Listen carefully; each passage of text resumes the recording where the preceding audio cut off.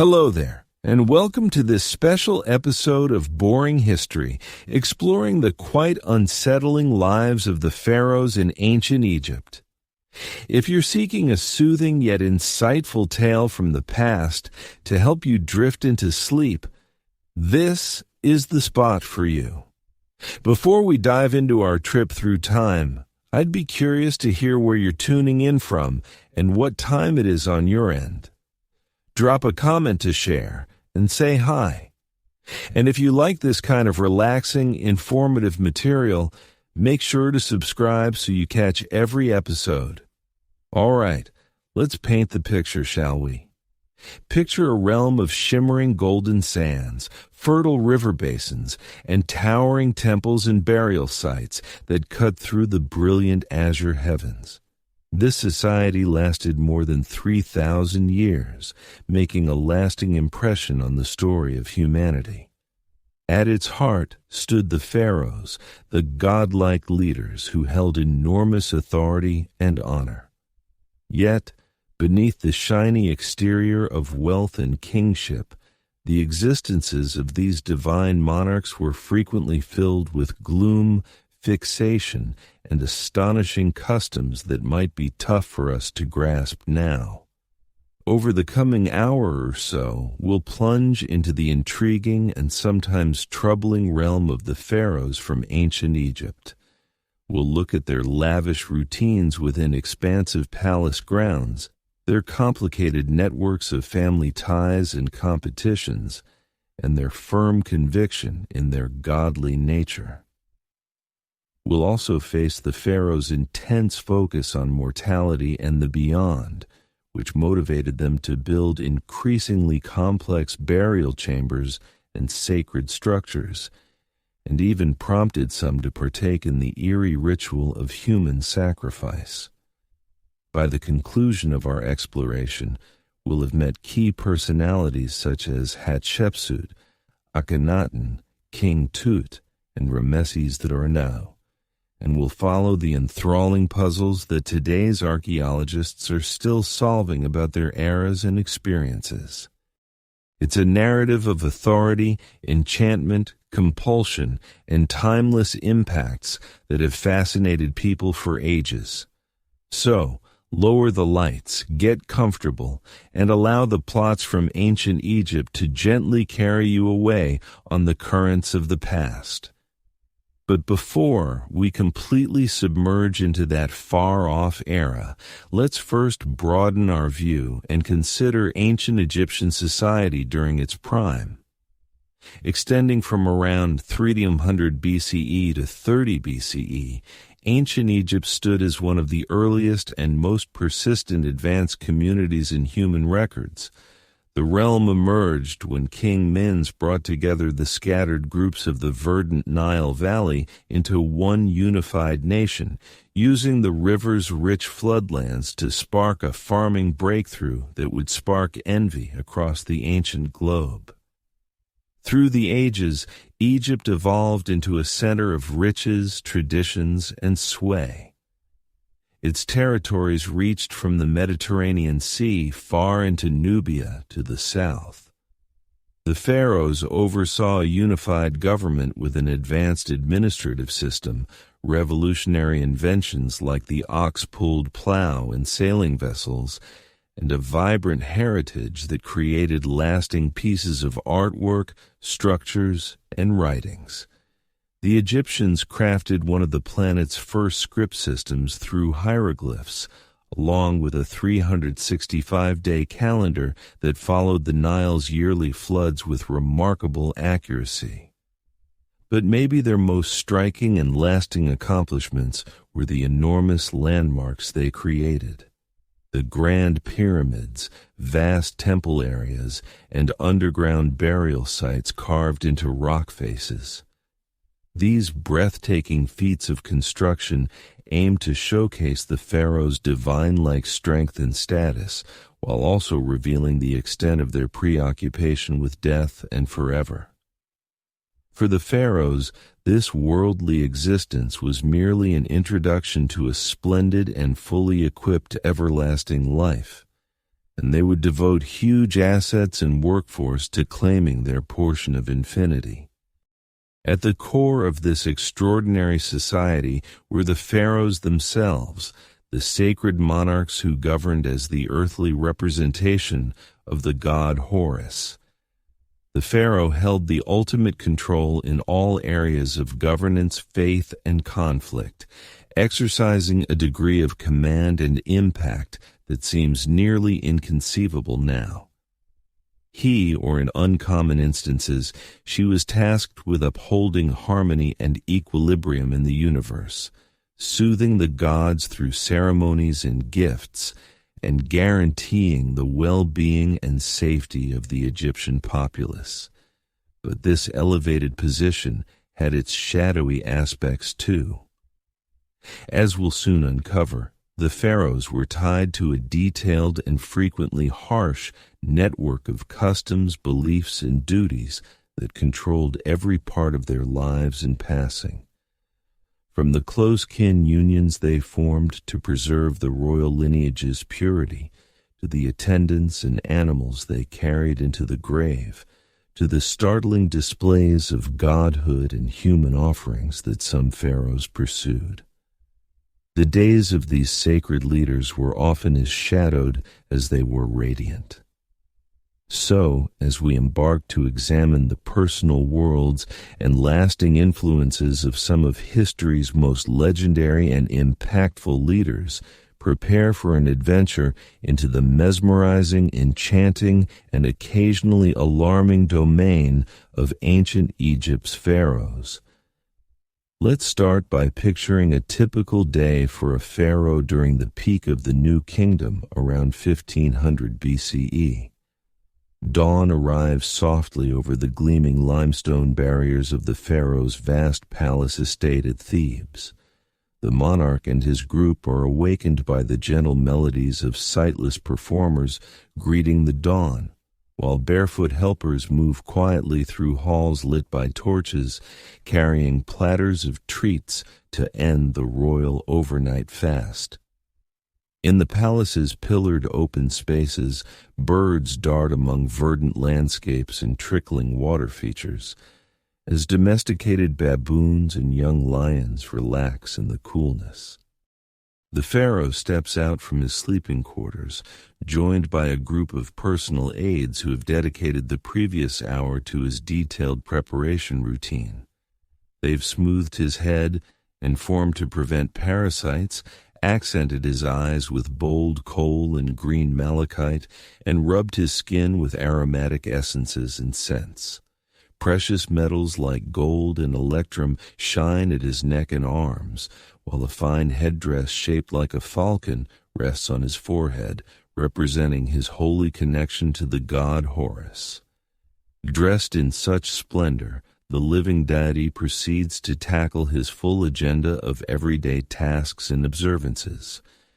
The first item is a trip to the palace sanctuary to offer gifts and pourings to the main deities, Re the sun god, Osiris the lord of the underworld, and the pharaoh's own sanctified forebears. Priests in chant fill the air scented with incense, with songs and invocations as the king bows before the calm, illustrated faces of the gods. With his spiritual commitments fulfilled, the pharaoh gathers his advisors to receive requests, deliver rulings, and discuss national issues. Positioned on a throne of gold, he hears as his chief minister announces the day's matters: land conflicts to resolve, commerce pacts to arrange, building efforts to monitor. Although he seeks input from his most reliable nobles, the ultimate decision on everything rests with him. The hours pass in a whirlwind of events and displays meant to impress the citizens and affirm the pharaoh's sacred entitlement to lead. The king travels through the streets in a splendid chariot, with the shouts of his people swelling like an ocean as he distributes presents of precious metal and food supplies. He leads the ceremonial launch of a new sacred building, hammering the initial stake with a mallet of gold as clerics intone spells to consecrate the holy area. But even during these public victories, a subtle stream of deep superstition and compulsive ceremony flows underneath. The pharaoh takes care to always step into a space with his right foot, leading to repel malevolent forces. He consumes meals solely with his left hand, keeping his right for interactions with the divine. And he absolutely avoids letting his shadow touch a cleric or an idol of a god to prevent invoking heavenly anger that might devastate the realm. As Re's blazing circle dips gradually toward the western edge, the pharaoh withdraws to his personal rooms for a brief period of rest before the night's feast. Graceful performers move fluidly to the music of strings and winds, while the king drinks wine from dates out of a goblet of gold and discusses deeper aspects of faith with his counselors. Yet, even in moments of leisure, the presence of mortality and forever lingers close, for the pharaoh understands that this earthly existence, no matter how lavish and divine, is only a passing vision compared to the magnificent eternity awaiting him in the field of reeds. That's why he's already invested countless assets into his burial site in the Valley of the Kings, a concealed necropolis where he will govern in magnificence forever. But before that, he must maneuver through the intricate maze of responsibilities and risks that accompany bearing the double crown. And nowhere do those dangers appear more vividly than in his own royal home. From the moment he claims the throne, one of the pharaoh's key obligations is to guarantee the line of succession by fathering a son.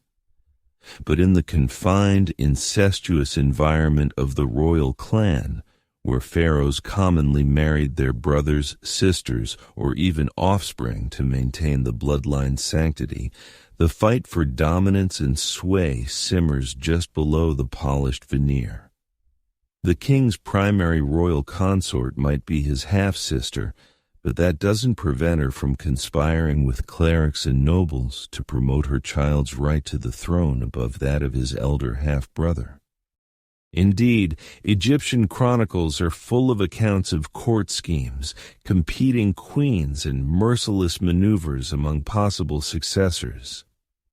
Take the extraordinary account of Hatshepsut, the woman pharaoh who governed as a full king for more than 20 years in the 15th century BCE.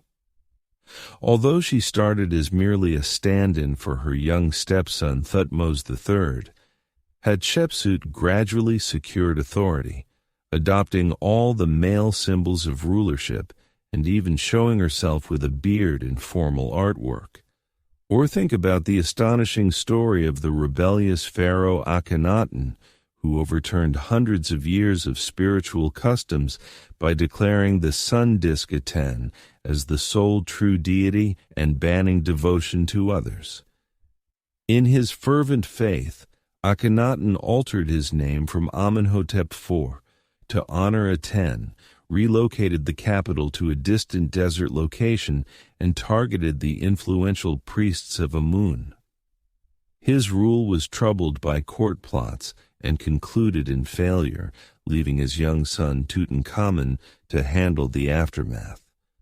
But perhaps the most alarming illustration of how the pharaoh's divine authority could be misused is the custom of human sacrifice, which was once alarmingly widespread in ancient Egypt.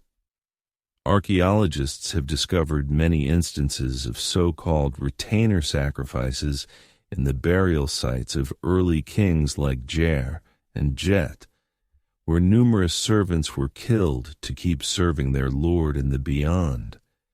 Even more unnerving, some pharaohs like Hor-Aha were interred with their animals and earthly belongings, along with heaps of human hair wigs, probably taken from sacrificial subjects. Fortunately, this dreadful custom appears to have ended by the close of the Old Kingdom, as the Egyptians shifted to more emblematic methods for pharaohs to bring their worldly companions into the afterlife. But it stands as a grim blemish on the otherwise shining heritage of the pharaohs, a sign of the incomprehensible divide that set these sacred kings apart from the ordinary people they governed. As the eras progressed, the pharaohs kept influencing the path of Egyptian history and marking it in rock and legend. Some, like Ramesses II, known as Ramesses the Great, led the kingdom at its pinnacle of strength and grandeur. Their victories and romantic tales were eternalized on the surfaces of the temples they constructed for their own honor. Others, like the renowned Cleopatra VII, got caught up in the intense schemes of the broader Mediterranean region. Their individual charm and political skill became the basis of lasting myths. But maybe no pharaoh has seized the contemporary mind quite like the boy king Tutankhamun, whose rich tomb found in 1922 sparked a worldwide surge of Egyptomania and made the once-forgotten leader a familiar name. The stunning artifacts in Tut's tomb, from his famous golden death mask to the layered coffins and seats, offered an unmatched view into the luxury and craftsmanship of a royal interment and solidified the pharaoh's image as the pinnacle of ancient prestige. Today, fresh archaeological finds and state-of-the-art scientific methods are letting us look even further into the existences and demises of these perpetually intriguing leaders. CT scans and DNA studies have uncovered the inbred genetic issues that afflicted Tut's lineage, as well as the infected injuries and malaria that probably ended his life at the young age of 19. Writings and scrolls create an ever clearer image of the ruthless environment of court politics, where exotic mistresses and plotting ministers competed for clout near the throne. And yet, for all the hidden truths and troubling customs we've revealed about the pharaohs, their bright heritage as some of the most legendary and persistent rulers in human annals stays intact. For over 3,000 years, they led a society of extraordinary feats and breakthroughs, from the mathematical exactness of the pyramids to the healing expertise of the world's earliest brain surgery. They motivated some of the most elegant and lasting creations of art and design ever made, from the peaceful elegance of Nefertiti's limestone portrait to the massive splendor of the Colossi of Memnon.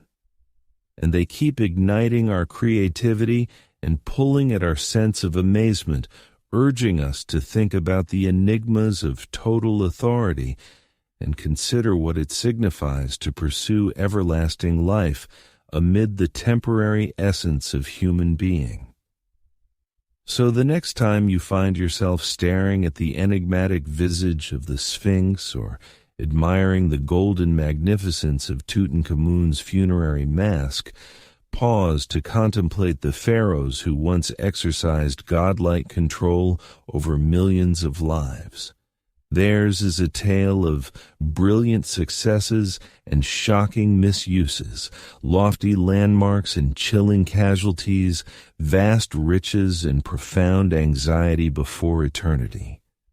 It's a narrative that highlights the peaks of human accomplishment and the lows of our potential for harshness, the insatiable desire for immortality, and the unavoidable truth of death. And it's a narrative that will keep enchanting us as long as the ageless rocks of ancient Egypt hold their mysteries tight, beckoning each fresh generation to decode anew the perpetually intriguing puzzle of the pharaohs. And with that, we've arrived at the close of our rapid exploration through the unsettling and dazzling lives of ancient Egyptian pharaohs. I hope you've relished this thorough examination of one of history's most legendary and influential societies, and that the accounts of these oversized rulers have offered some substantial material for reflection as you slip into slumber. As always, thank you so much for listening to Boring History and for devoting part of your day to discovering the perpetually intriguing corners and edges of our common human narrative. If you've appreciated this engrossing voyage into the remote past, I'd be delighted if you could tap that subscribe button and share your views on the Pharaohs and their extensive influence in a comment. Until next time, sweet dreams, and may your thoughts be bathed in the golden glow of the eternal sun disk, the lush reeds of the field of reeds, and the murmured mysteries of the kings and queens who once commanded as living deities over the glistening sands of ancient Egypt. Good night. As we've observed, the pharaohs of ancient Egypt experienced lives of luxury and majesty that are almost beyond comprehension today. But beneath the shining surface of gold and deities lay a more somber truth, one of unrestricted authority, mystical fixations, and the constant shadow of mortality.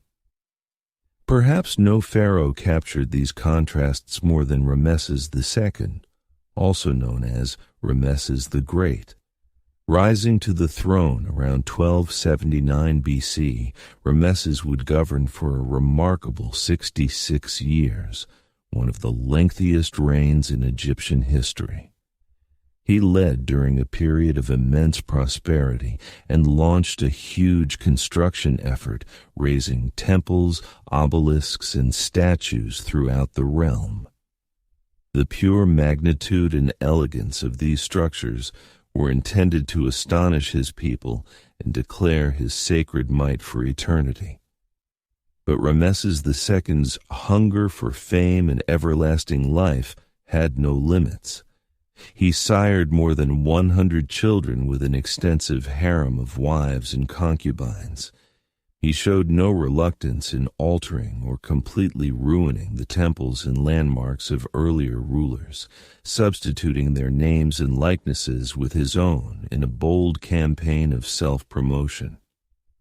Even the enormous statues he raised of himself, some rising over 80 feet high, were displays of deified self-absorption and self-elevation.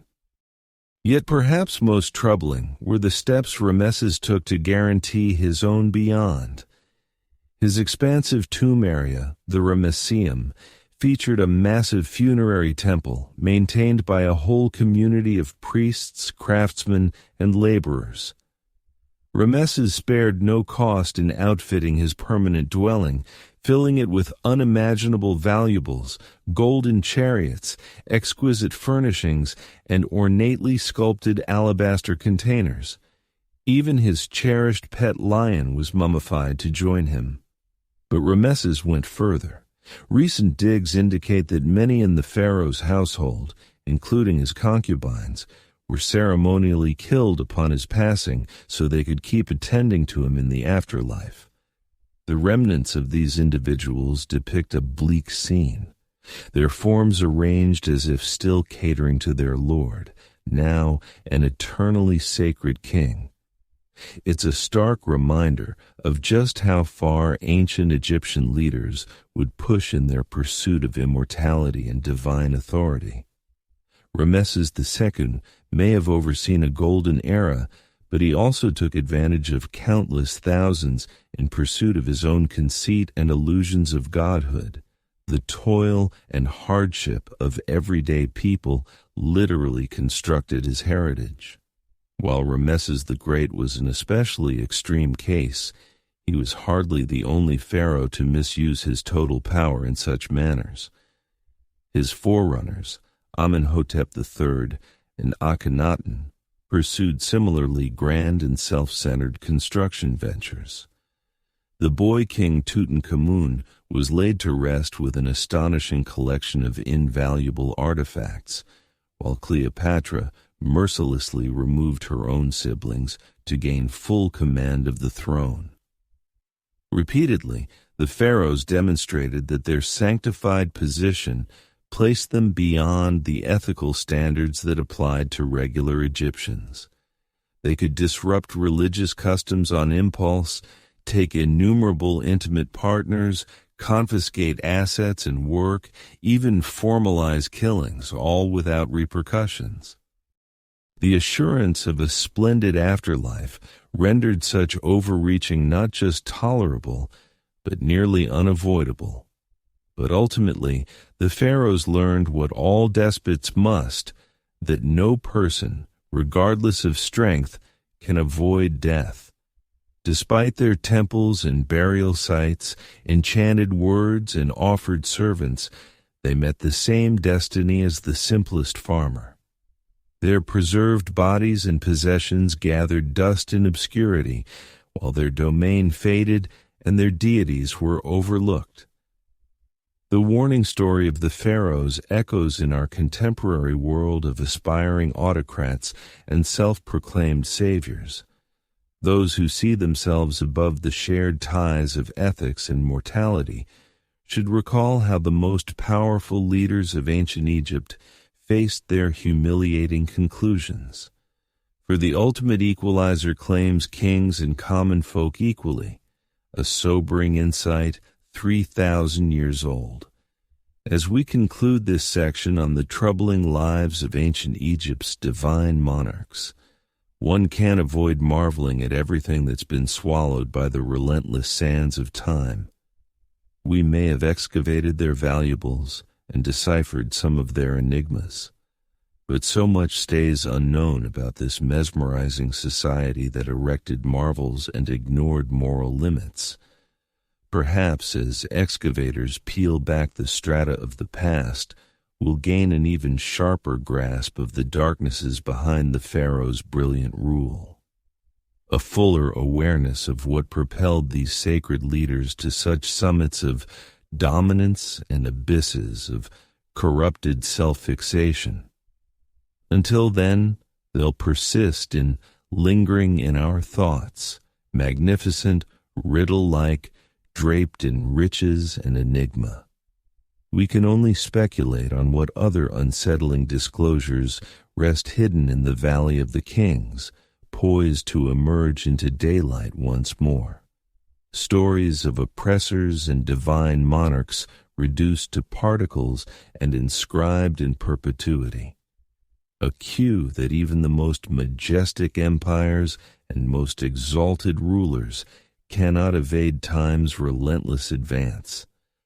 So as we ease into sleep, our minds brimming with ornate coffins and murmuring phantoms, let's consider the lasting appeal of these old royals who grasped the authority over existence and demise, paradise, and the mortal plane in their well-groomed palms, and be grateful perhaps that their kind will never stride among us again, sacred, indulgent, and dismantled by their own immense self-importance.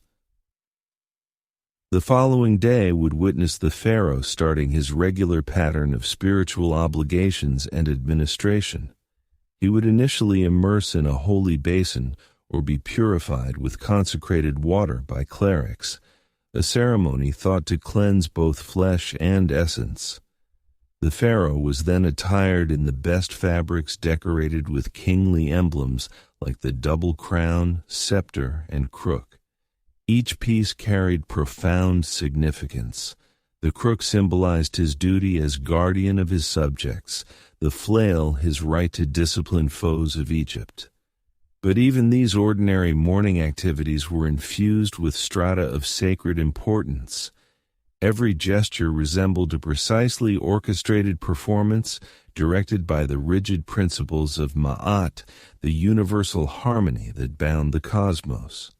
To stray even mildly from these holy guidelines was to invite disorder and hazard the gods' fury. It was a profound existential load to carry, but one viewed as utterly crucial for a living deity. Once clad in his holy attire, the pharaoh would step forth from the palace to commence his busy itinerary. Often, first was a visit to the temple to deliver gifts to the gods and carry out essential rites. As the chief priest of all temples, his function was to satisfy the gods and obtain their ongoing favors for Egypt. He would offer tributes, chant holy phrases, and ignite incense before the cult images in the temple's inner sanctum. No matter how repetitive, each ritual needed to be executed with flawless accuracy, like tending a universal mechanism. Even the smallest error could trigger disastrous outcomes. The renowned pyramid texts etched on the walls of royal tombs served essentially as a guide for the pharaoh to adhere to in the afterlife, directing him through the challenges to attain the blessed field of reeds. One can only envision the extreme stress and worry of having to perform the ceremonies perfectly, with the utmost imaginable consequences depending on them. With his faith-based tasks done, the pharaoh would shift to the matters of ruling Egypt. He would confer with his most dependable counselors, viziers who functioned as his observers and informants across the territory.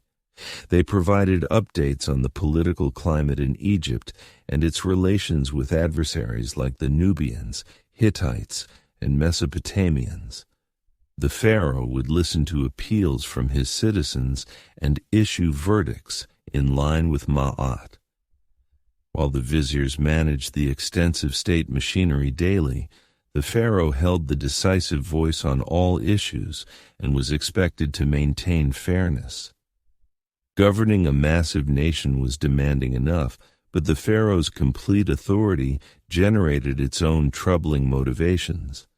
With no genuine restraint on his desires, a pharaoh could readily fall into corruption or despotism if he chose.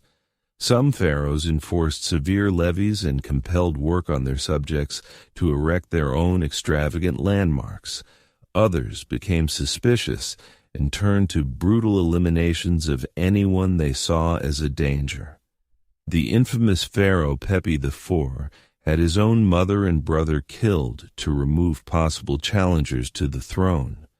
With supreme control over life and death, even family connections could become lethal. But the pharaoh's day wasn't entirely filled with conflict and effort. He was also allowed to savor the best worldly delights and recreational activities. He might embark on a hunting trip in the desert, launching arrows from his battle chariot at escaping lions and gazelles. The hunt was viewed as a symbol for the pharaoh's victory over the chaotic elements that perpetually menaced Egypt. A triumphant hunt demonstrated his energy and fighter skill. The pharaoh might also engage in a game of Senate with one of his reliable nobles. Senate was extremely favored among the Egyptian upper class and even acquired mystical layers. Some thought the game replicated the soul's path through the Duat underworld, with the concluding spaces signifying the entrances to the afterlife. Here again, the boundaries between mortal amusement and universal imagery were constantly indistinct. As Re's path across the heavens neared its end and shadows grew longer, the pharaoh would at last retire to his rooms after an extended day of duty to the two lands. But even in repose, his sacred responsibilities never stopped. The pharaoh's slumber was believed to mysteriously blend his Ba soul with the sun god, refreshing his holy vitality. It was a period of odd visions and connection with the gods, not simple rest. Mysterious dream guides have endured that were employed to interpret the pharaoh's dreams and detect godly signals within them. In one unsettling dream from the Chester Beatty Papyrus, the pharaoh Ramesses II envisioned Ptah, the great creator god of Memphis, looming over him with a blade. Ptah sternly rebuked him for not finishing his temple and struck him on his side. When Ramesses woke, he was resolved to placate the angry deity by speeding up the temple's construction. Even in his dreams, it appeared there was no escape from the overwhelming demands of his position. The pharaoh's waking periods may have followed strict ceremony and etiquette, but his sleeping thoughts were a wild terrain where gods and demons wandered at will. The same powerful sorcery he commanded during the day ruled this nighttime domain for better or worse. Spells were inscribed on headrests and bed structures to shield the exposed sleeper from harmful entities.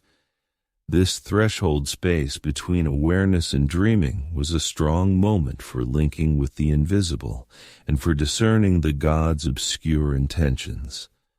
The life of a pharaoh from dawn to dusk was a tightrope balance between the earthly and divine, the ordinary and exalted. Every deed, regardless of how routine, gained transcendent meaning. In a realm throbbing with magic and omens, there could be no true separation between holy and everyday. That widespread atmosphere of mysticism and symbolism permeated the pharaoh's daily life, but also validated the total authority he exercised. By sustaining Ma'at in the physical world, the pharaoh preserved the correct order that prevented the universe from crumbling into nothingness. But that same authority also allowed the darkest urges and excesses of human character. The test for any pharaoh was to represent the noble qualities of a god on earth while remaining imperfect flesh and blood. Some handled that equilibrium with equity and moderation, ensuring their people's success and history's approval. Others gave in to oppression and whim, leaving heritages forever marred by severity. But whether admired or despised, the pharaohs all experienced a life deeply foreign to our current perspectives, where the extent of one's actions carried literally life or death implications for an entire society. The pharaoh's day usually started at sunrise with a ritual purification by priests, followed by a majestic parade to the primary temple for offerings and devotion. As a living god, this direct bond to the divine was the pharaoh's most essential responsibility, required to uphold Ma'at. He would offer small statues of himself as tributes and pour wine, milk, and other valuable fluids before the gods. Incense would be ignited, prayers spoken, and holy magic performed through services and chants. After the morning ceremonies, the pharaoh would address state affairs, receiving officials' updates, resolving disputes, and proclaiming orders on topics from watering systems to mining ventures. He would also participate in more formal roles as the day advanced, from leading farming celebrations to authorizing grand construction works in his name. The pharaoh's workday was dotted with pauses for dining, amusement, and relaxation. Meals were extravagant events, with the pharaoh receiving the finest portions of meat, the freshest yields from palace plots, and treats like honey, figs, and dates. Attendants would fan away insects and provide water for cleansing. Amusement might involve hunting, games like Senate, or viewing shows by musicians, dancers, and performers. Some pharaohs enjoyed swimming in palace pools or taking a leisurely boat trip along the Nile. But even in recreation, there was little break from ritual and accountability. If the pharaoh chose a pleasure sail, it would be on a gilded vessel decorated with waving banners, rowed by teams of servants as he lounged under a shade with his kin and nobles. If he withdrew to his harem for the night, he was still required to spend time with his great royal wife and create heirs to protect the dynasty. The god-king's existence was a fishbowl of constant public examination and anticipation. While the pharaoh's splendid surroundings and divine position may appear desirable, it was truly an extremely taxing and unstable life. The tiniest slip in maintaining ma'at, whether in rite or ethics, could release the storms of destiny upon the whole land. He was like an acrobat traversing the Nile on a fragile strand, balanced between the mortal and immortal. The weight of his role was a draining endurance test of spectacle and heavy choices with the highest stakes at play. As the pharaoh finally retired for the evening, carried on a gilded litter to his royal sleeping chamber, the day's labors would exact their price. Sinking into a deep sleep, he could briefly escape the burden of custom and protocol. In the morning, the great cycle would resume, and the demigod would emerge again to welcome the rising sun. But in those darkest moments before dawn, the pharaoh's room was a silent refuge of shades and soft breaths, of calm and quiet. Here, in night's forgiving hold, he was simply human once more. Royal relationships and rivalries. The ancient Egyptian royal court was a pressure cooker of political schemes, power grabs, and Machiavellian maneuvers. At its peak was the pharaoh himself, the center around which courtiers, officials, priests, and petitioners all orbited like planets around the sun. But the pharaoh was far from isolated in his luxurious confinement. From incestuous marriages to deadly feuds, the close bonds and simmering rivalries of the royal household were an endless source of drama to match any soap opera. The women surrounding the pharaoh were among the most powerful and captivating figures in the palace. Leading them was the great royal wife. The queen intended to be the pharaoh's preferred partner and main collaborator in governing Egypt. Many queens held considerable authority on their own, with some like Nefertiti and Hatshepsut even surpassing their husband's influence. Nefertiti, the renowned beauty and great royal wife of the unconventional pharaoh Akhenaten, may have ruled as a complete co-regent beside him during the peak of the Amarna period's religious upheaval. She disappeared mysteriously from the records in Akhenaten's last years, but some intriguing hints suggest she might have even followed him as the enigmatic pharaoh Smenkhkare. The verdict is still out on that puzzle. Hatshepsut's unprecedented power move was even more striking. As the royal daughter, wife, and mother of kings, Hatshepsut was perfectly positioned to act when her young stepson, Thutmose III, inherited the throne, initially acting as his regent. Hatshepsut soon took on the full titles and attire of a king herself, removing the feminine suffixes from her royal name. For over 2 decades, Egypt had a female pharaoh in everything but body, leading a time of great prosperity and monumental construction. Only after her death did Thutmose III step out from the shadow of his formidable stepmother. But being the pharaoh's chief wife and queen was no assurance of a simple life. In a polygamous palace, the queen always had to remain vigilant to keep her sway and protect against competitors. One of the most notorious examples was the fierce conflict between Ramesses II's chief queen Nefertari and the secondary wife Isetnefret, mother of the heir apparent. Court rumors eagerly documented how the two influential women plotted endlessly against each other, using tactics from opulent feasts to defamatory inscriptions to influence the pharaoh's preference. The risks in this contest for supremacy were extraordinarily high as queens competed to secure the succession for their own sons. Setnefret eventually prevailed, living to see her son Merneptah ascend the throne, but only after years of ruthless scheming.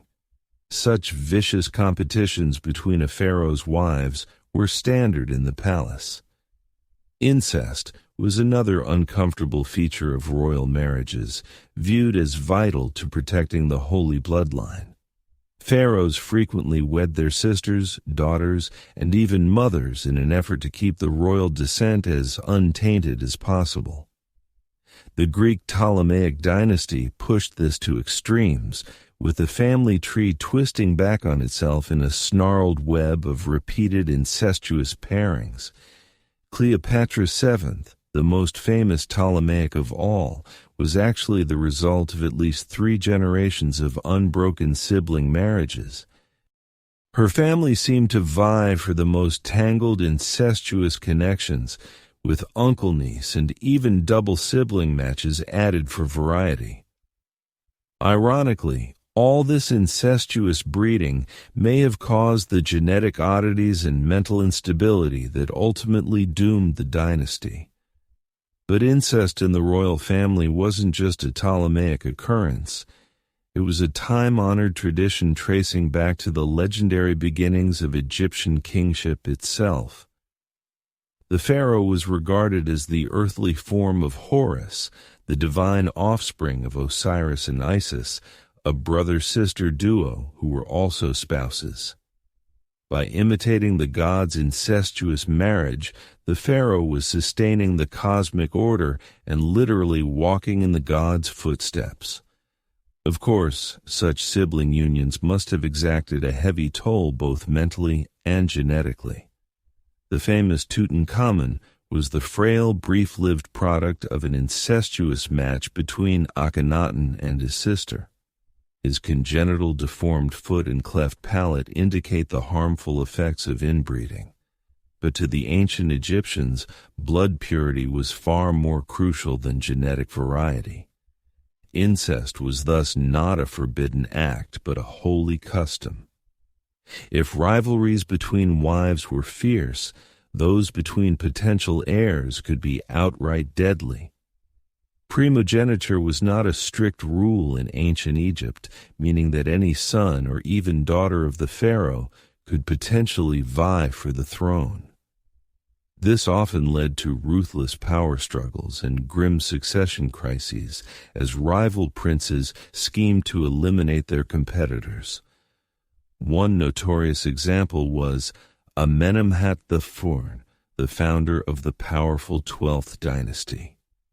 An advisor to the prior king, Amenemhat launched a successful coup and crowned himself as the new pharaoh. But his reign was plagued by ongoing conspiracies and assassination attempts as opposing groups jockeyed for power. His own harem even orchestrated a shadowy plot against his life, sneaking into the royal bedchamber with knives drawn. Amenemhat only survived thanks to the intervention of his loyal guards, battling them off nearly unclothed. So shaken was Amenemhat by his close call with death that he took the unprecedented step of crowning his son Senesret III as co-ruler during his own lifetime. By securing the succession early, Amenemhat aimed to prevent further intrigues and smooth the transfer of power. Realpolitik trumped tradition. Amenemhat's instructions to his son, a treatise on effective kingship, reflect his battle-hardened cynicism. Be on your guard against all subordinates because you cannot be sure who is plotting against you. Perhaps the ultimate example of a royal rivalry turned deadly was the grim fall of Ramesses III, the last great pharaoh of the New Kingdom. Court records paint a sordid picture of a geriatric pharaoh with a harem of hundreds, riven by factionalism as rival wives schemed to put their sons on the throne. One wife, Tia, hatched an audacious plot to assassinate Ramesses and crown her son Pentawere in a coup. The conspiracy was uncovered at the last minute, but not before a bloody clash between guards loyal to Ti and those protecting the pharaoh. In the end, Ramesses' own throat was slit, likely by an assassin who infiltrated the royal harem. The king lingered just long enough to appoint his designated heir and capture the ringleaders of the failed coup. In a grisly epilogue, the main conspirators were forced to commit suicide, while the unfortunate Penaware was brutally executed and denied proper burial. Even in death, royal rivalries refused to subside. Such ruthless intrigues and lethal power plays were all too common in the pharaoh's court, where the daggers were perpetually drawn. Trust and loyalty were luxuries few could afford, with even family members potential enemies vying for position. Caught in this tangled web of shaky alliances and seething resentments, the pharaoh had to walk a razor's edge, vigilantly balancing factions while watching his own back. Heavy was the head that wore the double crown, gods on earth, the pharaoh as divine ruler. More than mere monarchs, the pharaohs of ancient Egypt were living deities, straddling the boundary between the earthly and divine. Each pharaoh was seen as the embodiment of Horus, the falcon-headed sky god, and the son of the great sun god Ra. As the practice of retainer sacrifice, also known as retainer burial, was one of the most chilling customs in ancient Egypt. The idea was that servants, both human and animal, who attended the pharaoh in life would continue to serve him in death and the afterlife. This was seen as an honor to accompany one's king for eternity. But to our modern sensibilities, it's a staggering loss of life in the name of royal luxury. Some of the earliest evidence of retainer sacrifice comes from subsidiary graves around the royal tombs of the first dynasty pharaohs at Abydos. These subsidiary graves contain the remains of servants, as well as food, furniture, jewelry, and tools, all the things deemed necessary to serve the pharaoh in the afterlife. The tomb of King Jer is a striking example. Excavations revealed 318 subsidiary burials around his tomb, with servants' bodies arranged in neat rows, believed to have been sacrificed upon Jer's death. Even more unsettling are the animal sacrifices found in pharaonic tombs. Many kings were buried with their beloved pets to keep them company, hunting dogs, cats, monkeys, gazelles, and more. But some animal graves are on a whole different scale. The tomb of King Horaha contained 10 donkeys that had carried his funeral gifts. King Narmer's tomb held 10 dogs. The first dynasty pharaoh Wadji was even buried with no less than 12 baboons, creatures considered sacred to the god Thoth. But perhaps the most bizarre burial good of all was human hair lots, and lots of it. Archaeologists uncovered a staggering 30 million animal mummies and 80 tons of human hair in a series of vast catacombs beneath the temple of Anubis at Saqqara. Much of this hair is believed to have been shorn from servants and offered to the jackal-headed god of embalming as a plea for the deceased pharaoh's safe journey to the afterlife. As staggering as these numbers are, it's important to note that human sacrifice was not constant throughout ancient Egyptian history. It seems to have been practiced only in the early dynastic period, phasing out as mummification and more symbolic burial goods took precedence. By the time of the New Kingdom, human sacrifices had disappeared, replaced by Shabti figurines meant to magically come alive and act as servants in the afterlife. Still, those early royal tombs with their grim galleries of subsidiary burials leave a lasting and haunting impression. They speak to the absolute power of the pharaohs and the value placed on their post-mortem comfort above all else. Even in death, the pharaohs commanded the living. Their sacred status meant their journey to the afterlife was all that mattered, no matter how many had to die to ensure it. This is perhaps best summed up by the inscription on the tomb of the 6th dynasty courtier, Weni the Elder.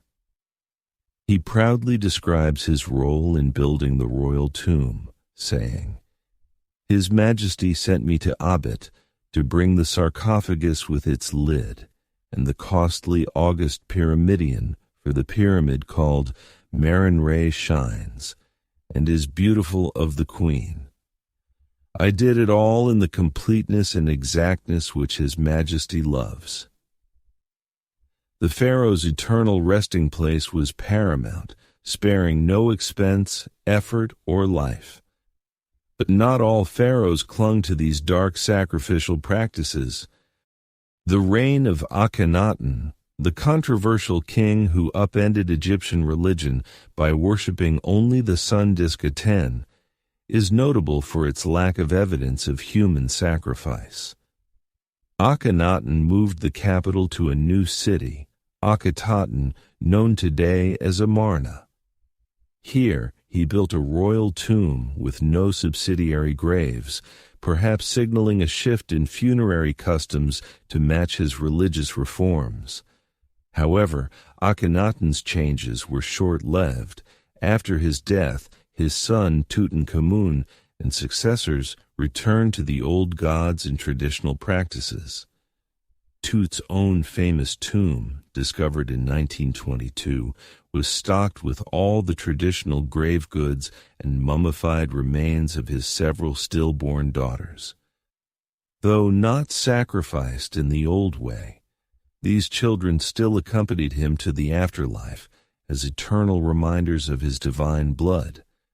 And so, even as human sacrifice waned, the pharaonic obsession with the afterlife never did. The mummification process grew ever more elaborate, with pharaohs like Seti I and Ramesses II going to their eternal rest in multi-room hidden tombs filled with every earthly treasure. They were still meant to live forever as gods among the gods, even if their retinue of ghostly servants was now rendered in wood, clay, and stone rather than flesh and blood. This enduring belief in the pharaoh's divinity in earthly eternity attained as perhaps their most lasting legacy. Long after their tombs were looted and bodies scattered, the pharaohs are still with us, resurrected in our history books and museum galleries. We still speak their names: Khufu, Nefertiti, Hatshepsut, Tutankhamun, and marvel at their monuments. They built for eternity, and in many ways they achieved it, though not as they might have imagined. For the pharaohs, eternal life was a given, a birthright of their divine status. For their subjects, the afterlife had to be earned through service, both in this life and the next. This fundamental divide, the chasm between the god-kings and the rest of humanity, is what makes their world at once so dazzling and so alien to our eyes. It was a world where one person, by accident of birth, could command the living and the dead, move mountains and rivers, and shape the very landscape of eternity. That was the power and the burden of the pharaohs, the sons of ancient Egypt, who lived, ruled, and died as gods on earth. And yet, for all their power and splendor, the pharaohs were still mortal men and women. They suffered from the same human frailties: disease, injury, family drama, political intrigue. They just did so on a much grander scale, befitting their exalted status. This is perhaps what makes them so endlessly fascinating, so ripe for continual study and speculation. They were larger than life, but still life-sized, untouchable gods, but still flesh and blood. In the end, maybe this is what draws us back again and again to the lives of the pharaohs. They built the pyramids and great sphinx, grand temples and hidden tombs, but they also loved their children, mourned their dead, and hoped for eternity. They were both extraordinarily powerful and extraordinarily human, and that, more than any monument or mummy, is their most enduring legacy, the reminder that even the most exalted among us are still one of us.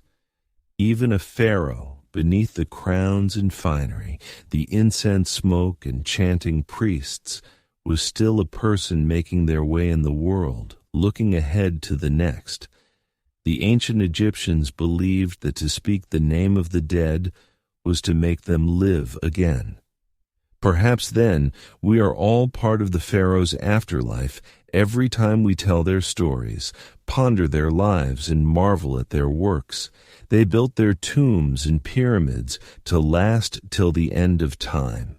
And in doing so, they built themselves into the very bedrock of our history. The pharaohs may be gone, but they are not forgotten. They live on in our collective memory, as real and vivid as the paint on their tomb walls. And so, we keep them and their extraordinary, disturbing, dazzling world now, and for all eternity. And so, we lay the pharaohs to rest as they were laid to rest so long ago, with reverence, with wonder, and with the whisper of their names echoing down through the ages. Sleep well, god kings and queens of the Nile. May your Ka endure, your Ba take flight, and your stories be told for all time. And thank you, dear listener, for accompanying us on this journey into the distant past. May the peace of the pharaohs be with you, and may your dreams be as sweet as the lotus blossoms on the Nile. Good night. The immense power and influence wielded by the ancient Egyptian pharaohs is truly mind-boggling to contemplate, even thousands of years later. As both divine figures and absolute monarchs, these god-kings lived lives of luxury and excess that would be unimaginable to the average person. But hand in hand with their privileged status came a darker side one, full of deadly intrigues, power-hungry machinations, and disturbing practices that reveal the heavy burden and often twisted realities of sitting on the throne of Egypt. It was a gilded cage in many ways. Take, for example, the pharaoh's daily routine.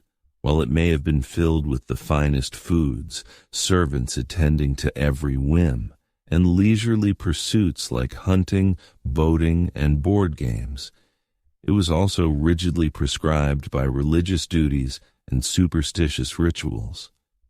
Every aspect was governed by a desire to maintain ma'at, the proper order of the universe. So a pharaoh couldn't simply wake up and do as he pleased. There were temple rites to perform, offerings to make, and a pantheon of gods to appease. The Egyptians believed that the pharaoh had to carry out these rituals in order for the cycles of nature, like the life-giving Nile floods, to continue. That's a heavy responsibility to bear. Even the pharaoh's personal grooming was laden with meaning. Washing in sacred water from the Nile, shaving their heads, and donning copious amounts of perfume, makeup, and jewelry wasn't just about vanity. It was a way of setting themselves apart, of embodying the divine on earth. And it didn't stop at appearances. Practically every minute of a pharaoh's day was scheduled and accounted for, from petitions and offerings in the morning to touring building projects and consulting with advisors in the afternoon. Even their moments of rest and leisure in the evening were shaped by tradition and the need to be seen as more than human. The pressure to live up to this superhuman ideal must have been immense, and it bred more than a few pharaohs who, drunk on power and self-aggrandizement, took things to dark and disturbing extremes in their quest to be the supreme ruler on both earth and in the afterlife. You can see this most clearly, perhaps, in the kind of megalomaniac building projects that pharaohs undertook. Not content with your average tomb or memorial temple, some commanded their subjects to toil for decades on massive, glorious monuments to themselves. The Great Pyramid of Giza, one of the 7 wonders of the ancient world, is a perfect example. This was commissioned by the pharaoh Khufu around 2550 BC, standing over 480 feet tall and comprised of over 2 million limestone blocks. It was the tallest man-made structure in the world for almost 4,000 years. The logistics and labor that went into building Khufu's pyramid are staggering to contemplate. Stones weighing an average of over 2 tons had to be quarried, transported, and assembled with absolute precision, using only primitive copper chisels, bronze saws, wooden rollers, and sleds, ramps, levers, and pulleys.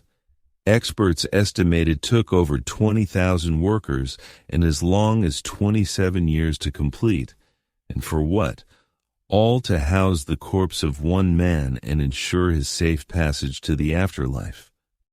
It's an astounding and some would say appalling display of power and self-aggrandizement, not to mention that life was incredibly harsh for the armies of workers who built pyramids like Khufu's. They may not have been slaves as popular lore often suggests, but the backbreaking work took a serious toll. Scans of skeletal remains from the workers' cemetery show high rates of arthritis, injuries, and stress. Pyramid building eventually fell out of favor, perhaps becoming too costly and time-consuming even for the pharaohs. But the rich and powerful still found other ways to flaunt their wealth in the face of death. Take King Tutankhamun, the famed boy king who ruled in the 14th century BC. While he died young and had a relatively short reign, his golden death mask and opulent grave goods have become enduring symbols of ancient Egypt's wealth and splendor. When Howard Carter unsealed King Tut's small tomb in 1922, he found room after room stuffed to the brim with a dazzling array of over 5,000 priceless objects. Golden shrines, jewel-encrusted chests, intricately carved furniture, chariots, clothes, perfumes, and even food and wine to sustain Tut in the afterlife. The sensational discovery ignited a wave of Tutmania around the world and introduced millions to the glories of ancient Egypt. But it also highlights the phenomenal excess enjoyed by the pharaohs, even the minor ones like Tutankhamun. Some rulers took it even further, burying loyal subjects with them to serve them in death as they had in life. This is a practice known as retainer sacrifice, and evidence for it has been found in some of the earliest royal tombs, going back to the first dynasty around 3000 BC. In tombs at the royal burial ground of Abydos, archaeologists discovered the remains of court officials, servants, and even dogs arrayed around the pharaoh's sarcophagus in subsidiary graves. It seems these unlucky attendants were sacrificed to continue their duties in the afterlife, a disturbing reflection of how much the pharaoh's power extended beyond the grave. Thankfully, this practice seems to have largely died out by the Old Kingdom period. But the fact that it was ever condoned at all is a chilling reminder of the absolute godlike power ancient Egyptians invested in their kings. Even as mummification techniques became more and more refined and the fabled Valley of the Kings filled with hidden tombs, the gulf between the pharaoh's eternal comfort and the lot of the average Egyptian couldn't have been starker. While the royals enjoyed gold, jewels, and linen wrappings in the afterlife, most people had to make do with a simple pit grave and a few humble trinkets, if that. The inequality was so stark, it's little wonder that tomb robbing became a constant scourge for Egyptian elites. Still, the promise of eternal life, however luxurious, was one that even the pharaohs couldn't always count on, as the fates of some of the most famous rulers attest. Take Ramesses II, widely regarded as the greatest and most powerful pharaoh of the New Kingdom. His reign, which lasted an astonishing 66 years from 1279 to 1213 BC, marked the peak of ancient Egypt's imperial power and prosperity. Ramesses II, or Ramesses the Great as he's often known, was a military leader who expanded Egypt's reach in Nubia, Libya, and the Levant.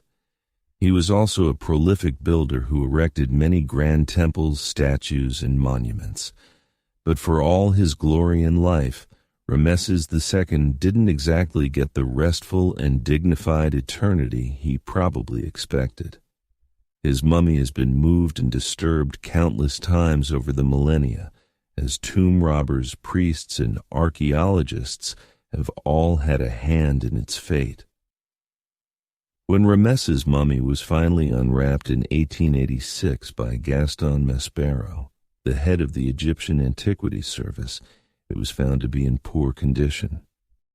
The king's body was broken into pieces, many bones were missing, and a gaping hole in the skull suggested the work of ancient looters. Still, with his long aquiline nose, strong jaw, and shock of white hair, Ramesses was an imposing figure even in death. His mummy is now on display at the National Museum of Egyptian Civilization in Cairo, a far cry from his original resting place in the Valley of the Kings, but no less a potent symbol of his enduring power and mystique. In the end, perhaps it's this very mystique, this mix of the marvelous and the macabre, the inspiring and the unsettling, that keeps us so fascinated by the pharaohs of ancient Egypt. They were larger-than-life figures who wielded immense power and wealth. But they were also mortal men, subject to the same fears, foibles, and fates as the rest of us. Peering into their lives, their triumphs and excesses, their vanities and vulnerabilities, is like holding up a mirror to the human condition. We see the heights to which we can ascend and the depths to which we can sink. We marvel at the ingenuity and artistry of an ancient civilization, even as we recoil at some of its more disturbing practices. Most of all, we come face to face with the stark realities of power, its seductions and its pitfalls, its uses and its abuses. The pharaohs may have ruled as gods on earth, but they were also prisoners of a system that demanded constant displays of strength, piety, and conspicuous consumption. In that sense, perhaps we can even feel a twinge of sympathy for these divine rulers, trapped in their gilded cages, burdened with the weight of an entire civilization's hopes, dreams, and fears. It's a far cry from the glamorous and carefree existence we might imagine for a god king. But then again, that's the enduring allure of ancient Egypt. It defies our expectations and challenges our assumptions at every turn. It is a civilization that was at once familiar and alien, majestic and monstrous, enlightened and benighted. And the pharaohs, for all their flaws and foibles, were the avatars of this endlessly fascinating world. They may have lived and died thousands of years ago, but their stories, their secrets, and their splendors continue to haunt us to this day. We will likely never fully unravel all the mysteries of the pharaohs and their world. But that doesn't stop us from trying, from poring over every scrap of papyrus, studying every mummy and monument, sifting through every grain of desert sand for clues to their lives and times. In a way, that's the greatest legacy of the pharaohs, not the pyramids or the golden treasures, but the enduring sense of wonder and curiosity they inspire in us. The tantalizing glimpse they offer into a world at once vanished and vivid, lost and everlasting. So perhaps the real question is not what we can learn from the pharaohs, but what we can learn about ourselves in our endless fascination with them. What does our obsession with these ancient rulers say about our own hopes, dreams, and fears?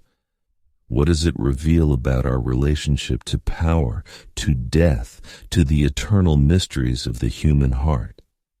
These are questions that may never have definitive answers, but they are worth pondering nonetheless, just as the pharaohs themselves continue to beguile and bewilder us, inviting us to explore ever deeper the labyrinthine recesses of their world and our own. And so the story of the pharaohs endures as it has for millennia, a tale of power and pathos, of glory and despair, of the eternal dance between light and shadow that defines the human condition. It is a story that will continue to be told and retold as long as there are those who seek to peer behind the veil of history and glimpse the faces of those who once ruled as gods among men.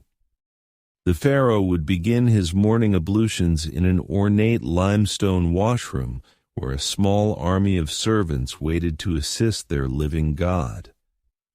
First, they would delicately wrap him in fine linen towels and escort him to a gleaming copper bathing tub filled with water, lotus flowers floating on the surface.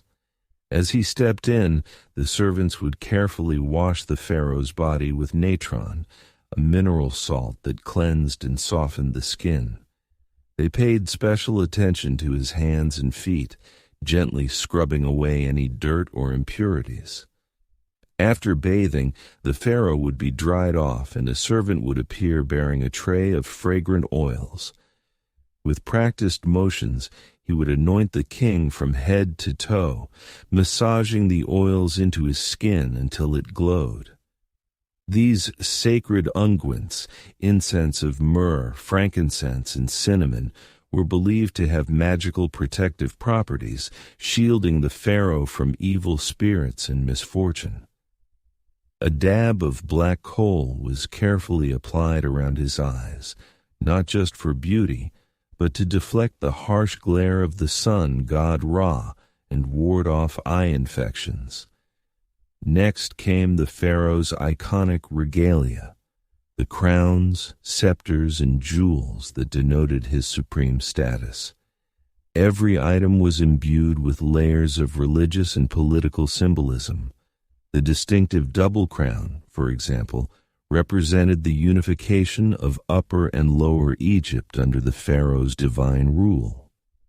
A designated servant would reverentially lift the lapis lazuli and gold headdress and place it atop the king's head, taking great care to arrange it just so. Then would come the crook and flail, implements of kingship often depicted crossed over the pharaoh's chest in art and sculpture. The crook symbolized his role as shepherd of his people, while the flail represented his ability to mete out punishment to enemies of the state. Once adorned, the pharaoh would emerge from his chambers to greet the day, a glittering vision inspiring both reverence and terror. But this was only the beginning of a grueling daily routine that left little room for rest. First on the agenda was worship and offering rituals at the temple where the pharaoh would honor the gods and elevate his own divine status. At the heart of every Egyptian temple was the inner sanctum where a statue of the chief god resided. Only the pharaoh and the high priests were allowed to enter this sacred space and perform the daily rites. The king would prostrate himself before the god's image, reciting prayers and burning incense. He would present lavish offerings of food, drink, clothing, and jewelry, symbolically giving the god all the best produce of the land. In return, the deity would bestow divine favor and protection on Egypt and empower the pharaoh to rule wisely and defeat his enemies. This sacred transaction between the king and the gods was the bedrock of Egyptian cosmic order. But it was also a daily reinforcement of the pharaoh's precarious position. His people believed his piety and right conduct literally sustained the cycles of the sun, the Nile floods, and the agricultural bounty of the kingdom. It was a heavy responsibility to shoulder day in and day out. With his religious duties complete, the pharaoh would begin the real work of governing, a task he largely delegated to his most trusted advisors.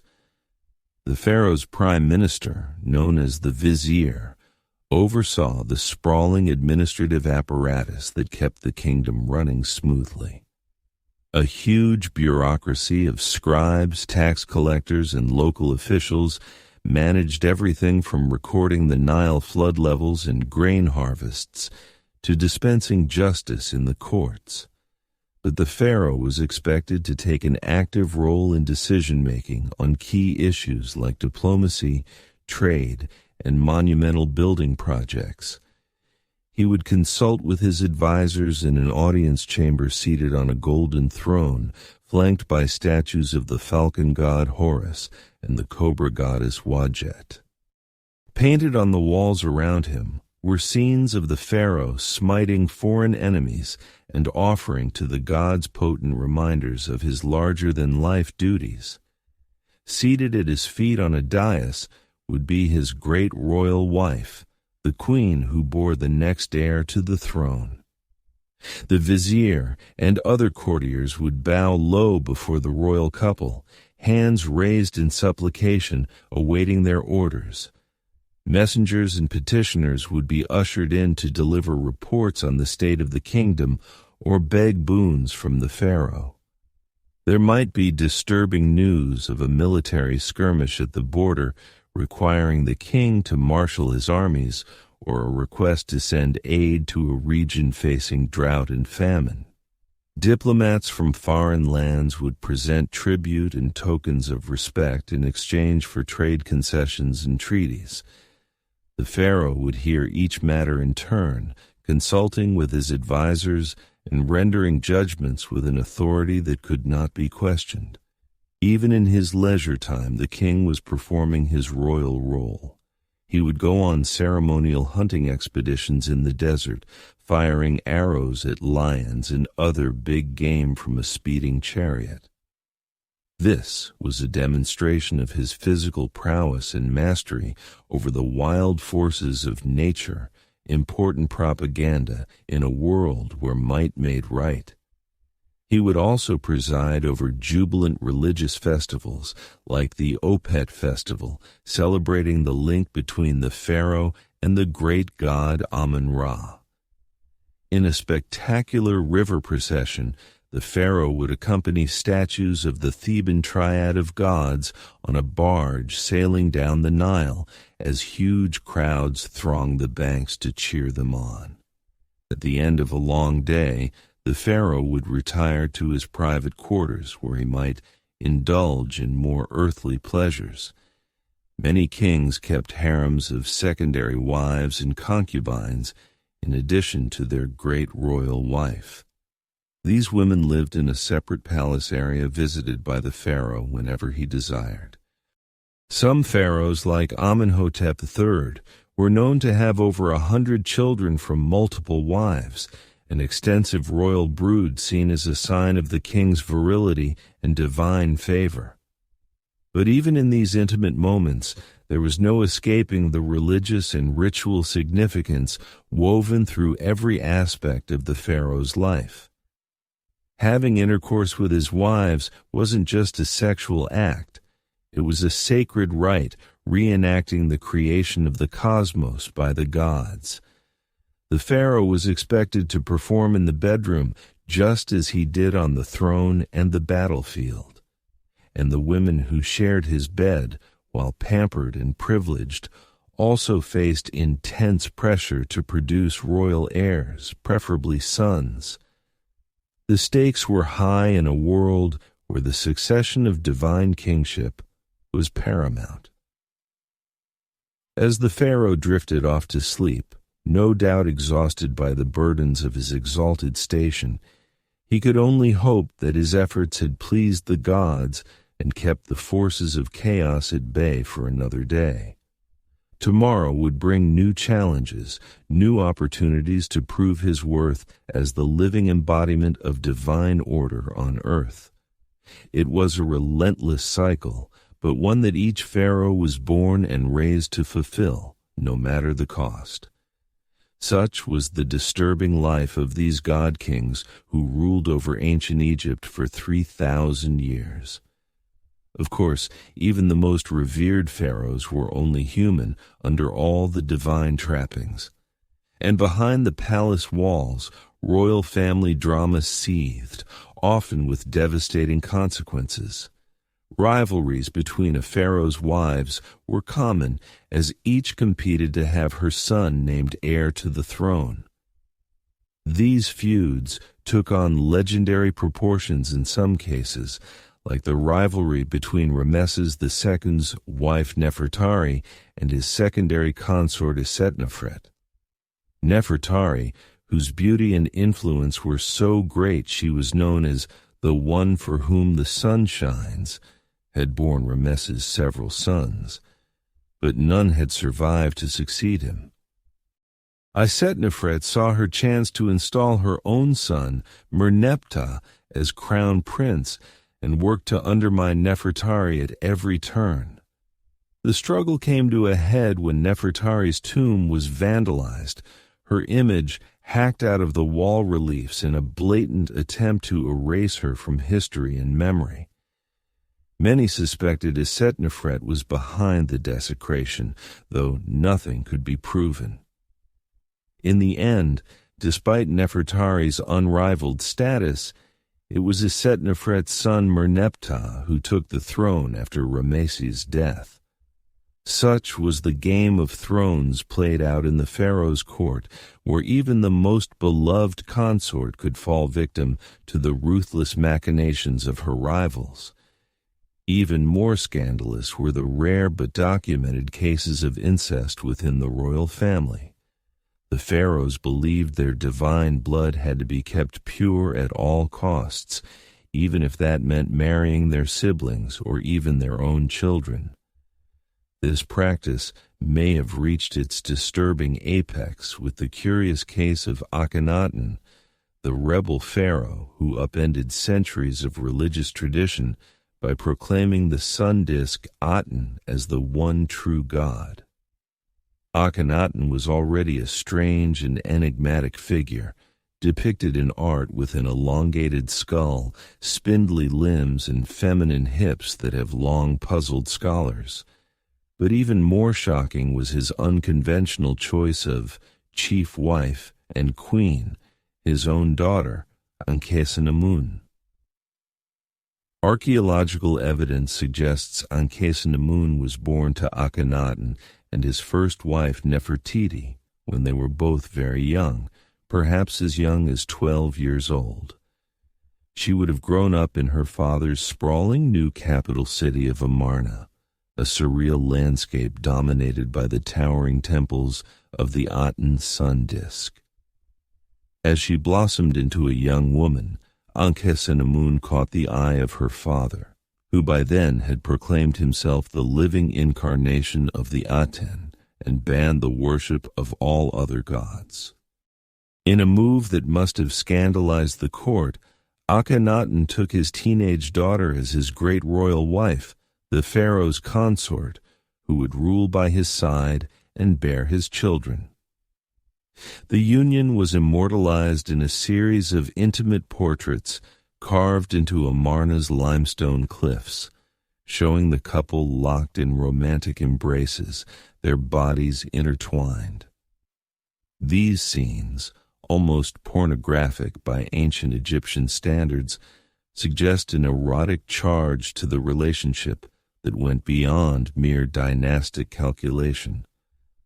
What Akhenaten herself thought of her fate, we can only imagine. As a royal princess, she would have had little say in the matter.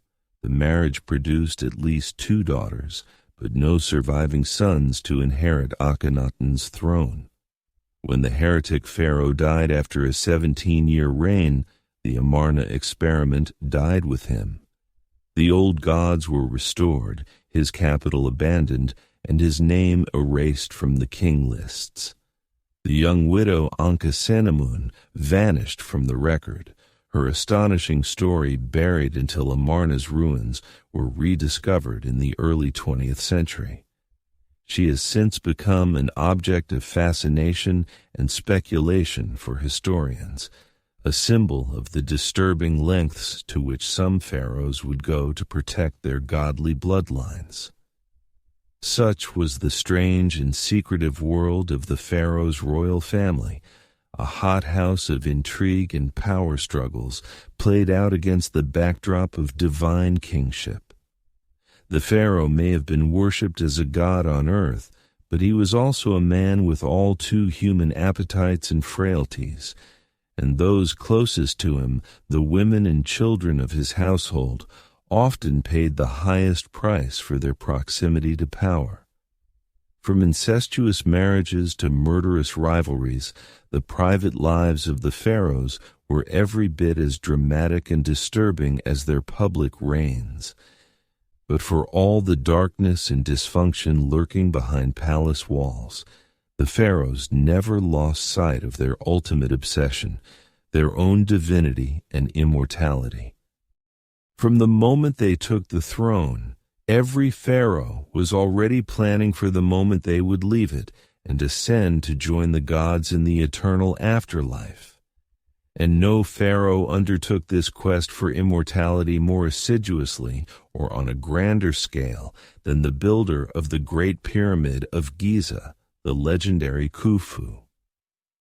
Ruling in the 4th dynasty of the Old Kingdom around 2550 BCE, Khufu was the son of the pharaoh Sneferu, who had pioneered pyramid building with his innovative bent and red pyramids. But Khufu was determined to outdo his father and erect a monument that would stand the test of eternity.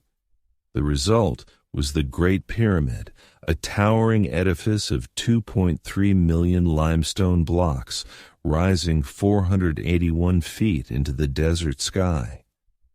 Even today, it remains the largest single building ever constructed by human hands, a testament to one man's monumental ego and the extraordinary lengths he would go to achieve immortality.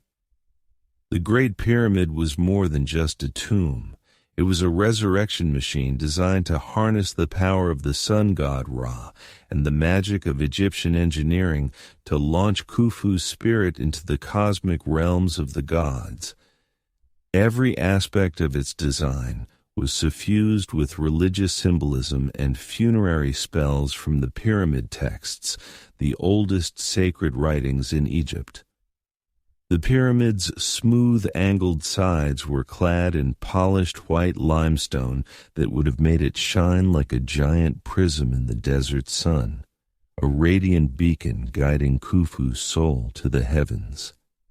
Inside, a series of narrow ascending and descending passages led to the king's burial chamber deep in the heart of the pyramid.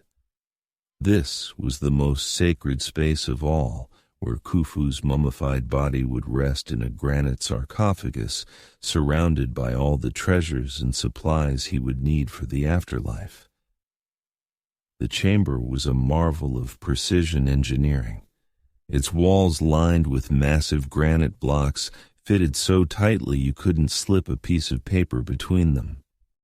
This was meant to seal the king's body and possessions away from thieves and intruders for all eternity, a secure staging ground for his journey to immortality. But building such a monumental tomb came at a staggering cost, both in resources and human lives. The Great Pyramid required a workforce of skilled masons, engineers, and laborers on a scale never before seen in Egypt. Contrary to popular belief, these were not slaves, but paid workers. Many of them peasant farmers recruited during the annual Nile flood, when their fields were underwater. They labored in grueling conditions under the desert sun, hauling massive blocks of limestone up ramps and lever systems to construct the pyramid layer by meticulous layer. Overseeing this vast operation was the pharaoh's cousin Hemiunu, the royal architect who had designed the pyramid and now managed its construction like a military campaign. He commanded an army of overseers and foremen who pushed the workers to their limits, driven by the knowledge that the pharaoh's immortality depended on their speed and precision. Accidents and deaths were an accepted part of the job, with some workers even buried in the shadow of the pyramid they had died building. The human cost of Khufu's ambition was immense, but to the pharaoh it was a price worth paying for eternal life. He saw himself as a divine being, a god incarnate whose spirit would live forever among the stars of the northern sky. The pyramid was his stairway to heaven, a monumental feat of will and engineering that would ensure his name and legacy endured for all time. And, in a sense, he was right. 4,500 years later, we are still marveling at the Great Pyramid and the disturbing lengths to which one pharaoh went to achieve immortality.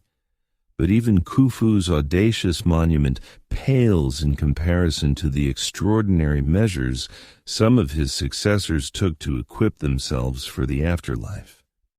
As the prosperity and power of the Old Kingdom waned, later pharaohs became increasingly obsessed with their own mortality and the fate of their eternal souls. They poured their dwindling resources into ever more elaborate tombs and mortuary temples, desperately trying to guarantee their place among the gods. This desperate quest for immortality reached its macabre apex with the practice of retainer sacrifice, the burial of servants alongside the pharaoh to attend him in the afterlife. The most chilling example comes from the tomb of the first dynasty pharaoh Jer at Abydos, where archaeologists uncovered the remains of 318 individuals, men, women, and even children who had been sacrificed and buried in neat rows like a macabre honor guard. The scale of the carnage is staggering, the largest known case of human sacrifice in ancient Egypt. The victims appear to have been palace servants, members of the royal household who were selected to serve the king in death as they had in life. They were likely killed by strangulation or a blow to the head, their bodies hastily mummified and buried with minimal grave goods. Some were even interred in coffins bearing their own names, a poignant reminder of their individual identities and the violent fate that awaited them. What could have motivated such a mass slaughter? For the pharaoh and his priests, it was a natural extension of the king's divine power, his ability to command obedience and service even beyond the grave. The servants were seen as privileged to be chosen for this sacred duty, their sacrifice a necessary part of ensuring the pharaoh's eternal well-being. But one can only imagine the terror and despair of those selected, knowing they would soon be joining their master in death. This disturbing practice appears to have been relatively short-lived, dying out by the end of the Old Kingdom. but it speaks to the incredible power and allure of the afterlife in ancient Egyptian culture, and the extreme lengths to which some pharaohs would go to secure their place in it. The idea of an eternal existence beyond death, where the pharaoh would reign supreme among the gods, was so intoxicating that it justified even the most horrific acts of violence and sacrifice. And it wasn't just human servants who accompanied the pharaohs. As the centuries passed, ancient Egypt's New Kingdom period gave way to the Late Period, a time of foreign invasions and rule by outside powers. The Libyans, Nubians, Assyrians, and Persians all took their turn at the helm, wresting control of Egypt from native pharaohs. But perhaps no foreign power left quite as indelible a mark as Alexander the Great and the Greek Macedonian Ptolemaic dynasty he left in his wake. In 332 BC, Alexander the Great swept into Egypt, wresting it from Persian control. After being crowned pharaoh in Memphis, he founded the great seaside city of Alexandria, soon to become a cosmopolitan center of Greek culture and learning. But Alexander's reign as pharaoh was cut short by his untimely death in 323 BC. In the chaotic aftermath, his general Ptolemy seized control of Egypt, installing himself as the first pharaoh of the Ptolemaic dynasty that would rule for the next 275 years. The Ptolemaic pharaohs were a fascinating fusion of Greek and Egyptian culture. They adopted many Egyptian royal traditions and religious practices to legitimize their rule in the eyes of their subjects. Ptolemy the pharaoh's son and successor Ptolemy II, Philadelphus, even instituted worship of the deified Alexander, cleverly positioning the Ptolemies as successors to Alexander's divine rule. Yet at the same time, the Ptolemies remained resolutely Greek, marrying their siblings in the Egyptian royal tradition, but giving their children Greek names and hiring Greek architects to reshape Alexandria's landscape in the style of their homeland. One of the most audacious Ptolemaic building projects was surely the Pharaoh's Lighthouse, constructed on the orders of Ptolemy the Soter. Standing an astonishing 300 to 30 feet tall, this wonder of the ancient world guided ships into Alexandria's harbor with its blazing fire at night. The Ptolemies also built grand temples in the traditional Egyptian style, like the Temple of Horus at Edfu and the Temple of Isis on the island of Philae. But they added their own Greek flourishes, inscribing their names in hieroglyphs, but also Greek on temple walls. The most famous Ptolemaic pharaoh of all was, of course, Cleopatra VII, the last pharaoh of ancient Egypt. But the Ptolemaic dynasty's notorious incestuous marriages produced more than one ambitious, powerful queen over the centuries. Take Berenice II, wife of Ptolemy III Euergetes. When her husband left to fight in the Third Syrian War in 246 BC, Berenice vowed to the goddess Aphrodite that she would cut off her long, luxurious hair if Ptolemy returned home safely. And she made good on her promise, placing her shorn tresses in Aphrodite's temple. The hair later mysteriously vanished, but court astronomer Conan of Samos, perhaps trying to get back in the queen's good graces, claimed that Aphrodite had been so touched by the offering that she placed Berenice's hair in the sky as the constellation Coma Berenice, or Berenice's hair. The Ptolemaic pharaohs were also no strangers to court intrigues and power struggles. One of the most dramatic examples came after the death of Ptolemy IV in 204 BC. His young son Ptolemy Theph, not even 6 years old, was next in line for the throne. But the boy king's regents, Agathocles and Sosibius weren't about to give up their influence and power. They did the unthinkable, having the young pharaoh's mother, Arsinoe, murdered to secure their own positions. The common people who had loved Queen Arsinoe were outraged when they got wind of the sordid plot. They besieged the royal palace, dragging Agathocles and his family out and lynching them in the street. The grisly scene was a stark reminder that while the Ptolemaic pharaohs styled themselves as god-kings, they were all too human and vulnerable to the wrath of their subjects. The Ptolemaic era was a time when much of the ancient Egyptian culture and religion we know today was compiled and recorded for posterity. The Ptolemies were great patrons of the arts, sciences, and literature. It was at the Great Library of Alexandria that Manetho, an Egyptian priest and historian, wrote his Egyptica.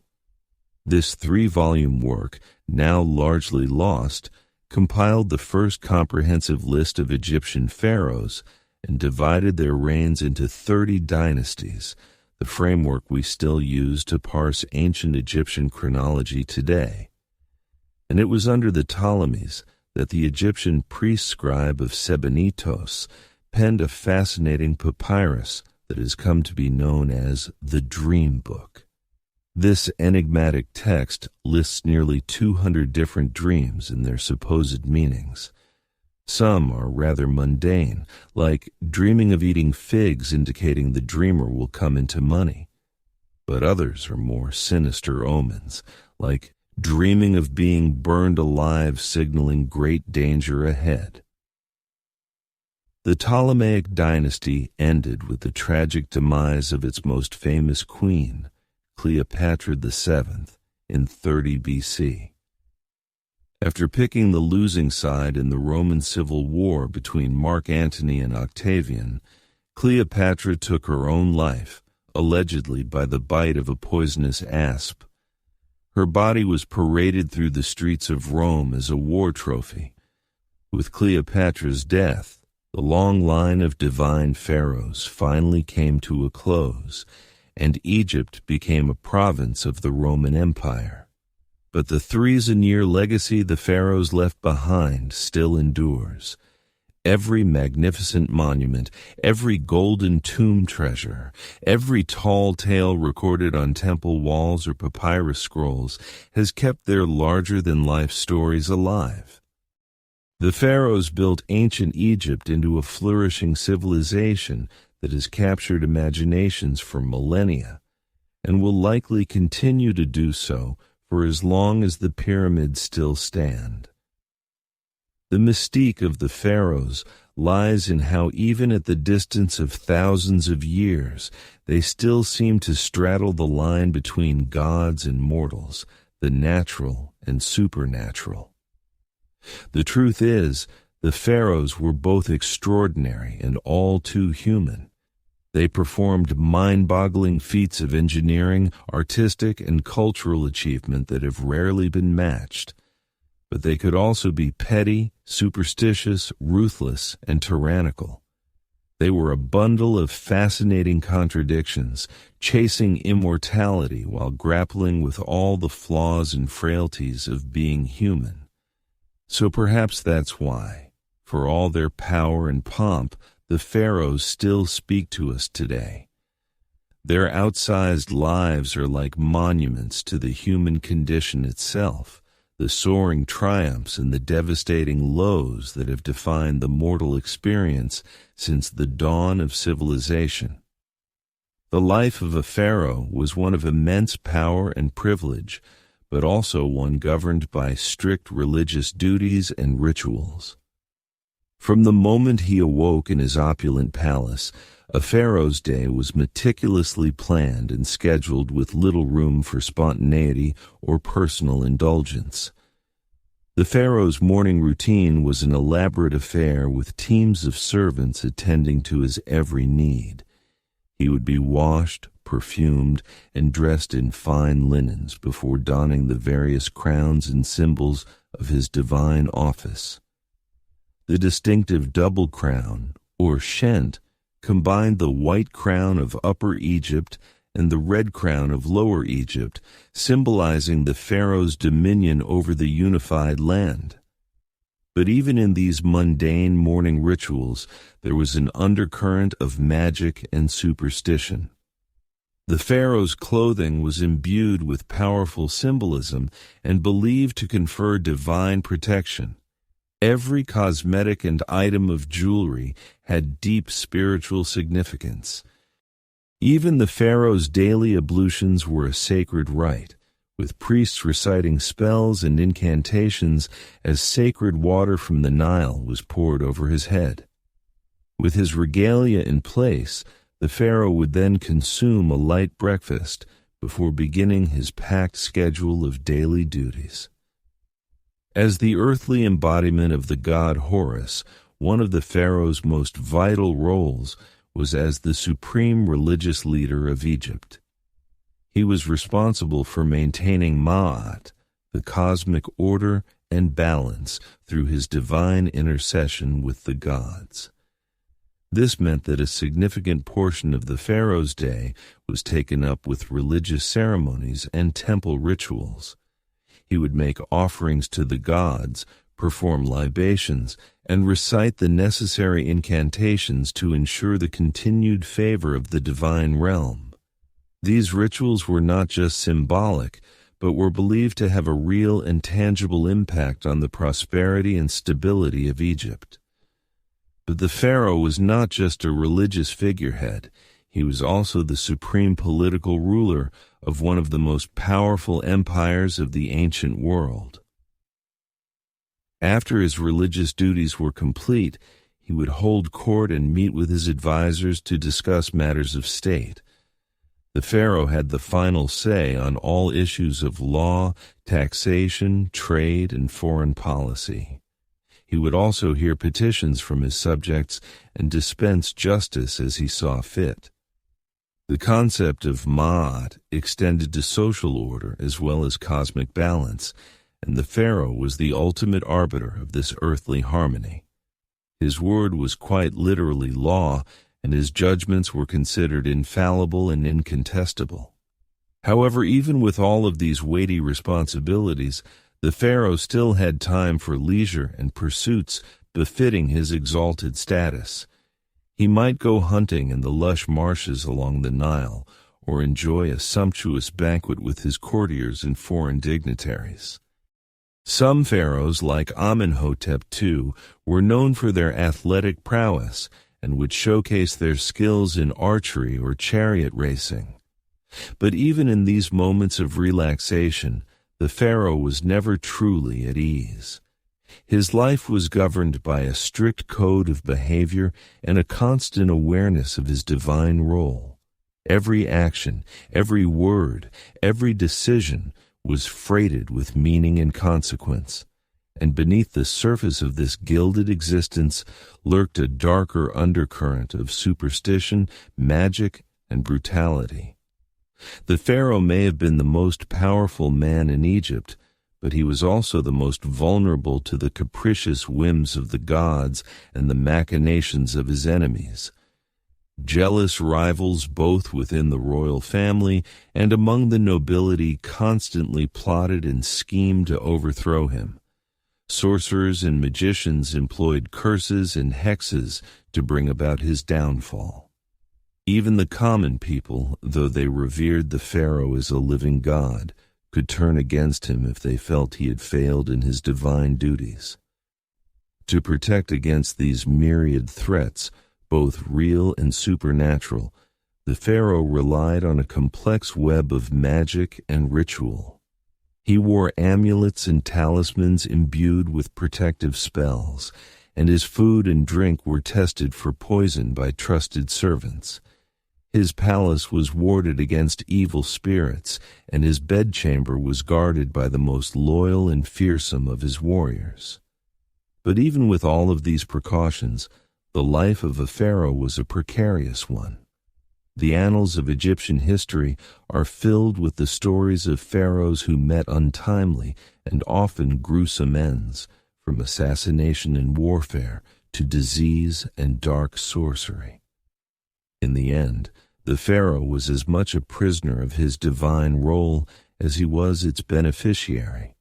For all of his power and privilege, he was ultimately a slave to the crushing weight of tradition, superstition, and the unyielding expectations of his gods and his people.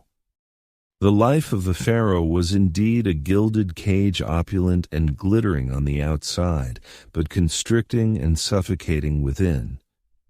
And yet, for all of its dangers and drawbacks, the allure of the pharaonic crown was an irresistible one. The chance to wield such godlike power, to shape the course of an empire, to have one's name etched into eternity, these were temptations that few could resist. And so, the cycle continued from one pharaoh to the next, each one striving to outdo his predecessors in grandeur and glory. Even as the shadow of mortality and the fickle favor of the gods loomed ever larger, such was the burden and the blessing of the pharaohs, the god-kings of ancient Egypt, whose lives and legacies continue to fascinate and enthrall us to this day. But the pharaonic crown was a heavy one, both literally and figuratively. The great golden headdresses and crowns worn by the pharaohs could weigh up to 5 pounds, a physical reminder of the weighty responsibilities they carried. And for all of their divine status and earthly power, the pharaohs were still mortal men, subject to the same fears, frailties, and vices as any other. Perhaps nowhere was this more evident than in the royal court, where the pharaoh was surrounded by a vast retinue of family, advisors, courtiers, and servants. While the pharaoh may have been the supreme ruler of Egypt, he still had to navigate the treacherous waters of court politics and intrigue on a daily basis. At the center of this was the royal family itself. The pharaoh typically had multiple wives, including a chief queen who held a special status and would bear the pharaoh's heir. But he also had a vast harem of lesser wives and concubines, many of whom were foreign princesses, sent as diplomatic gifts to cement alliances with other nations. This complex web of marriages and liaisons was not just about pleasure or politics. It was also driven by a deep-seated obsession with preserving the purity and divinity of the royal bloodline. The Egyptians believed that the pharaohs were literal descendants of the gods, and that this divine essence was passed down through the generations. To maintain this purity, the pharaohs often married within their own family, taking their sisters, daughters, and even their own mothers as wives. This practice of royal incest may seem shocking and abhorrent to modern sensibilities, but for the ancient Egyptians, it was a sacred duty, a way of keeping the divine blood of the pharaohs untainted by mortal influence. Of course, this incestuous inbreeding often had the opposite effect, leading to genetic defects, deformities, and a host of health problems for the royal family. The mummies of several pharaohs, including the famous King Tutankhamun, show clear signs of congenital disabilities and chronic illnesses that were likely the result of generations of close familial marriages. But for the pharaohs, the risks of incest were outweighed by the perceived benefits of preserving their divine status. And in a society where the pharaoh was seen as a living god, there was no higher priority than maintaining the purity and power of the royal line. This obsession with divine kingship also had profound implications for the role of women in ancient Egyptian society. While women in general had more rights and freedoms than in many other ancient cultures, the power of the pharaonic throne was still very much a male domain. There were, however, a few notable exceptions to this rule. Perhaps the most famous of these was Hatshepsut, a queen who took on the full powers and regalia of a pharaoh and ruled Egypt in her own right for over 2 decades. Hatshepsut was a master politician and propagandist, commissioning statues and monuments that depicted her as a powerful and legitimate ruler, complete with the traditional false beard worn by male pharaohs. She even went so far as to have herself portrayed as a male in many of her official depictions, a way of asserting her divine right to rule. But Hatshepsut's reign was the exception rather than the rule, and her successor, Thutmose III, went to great lengths to erase her memory and her monuments after her death.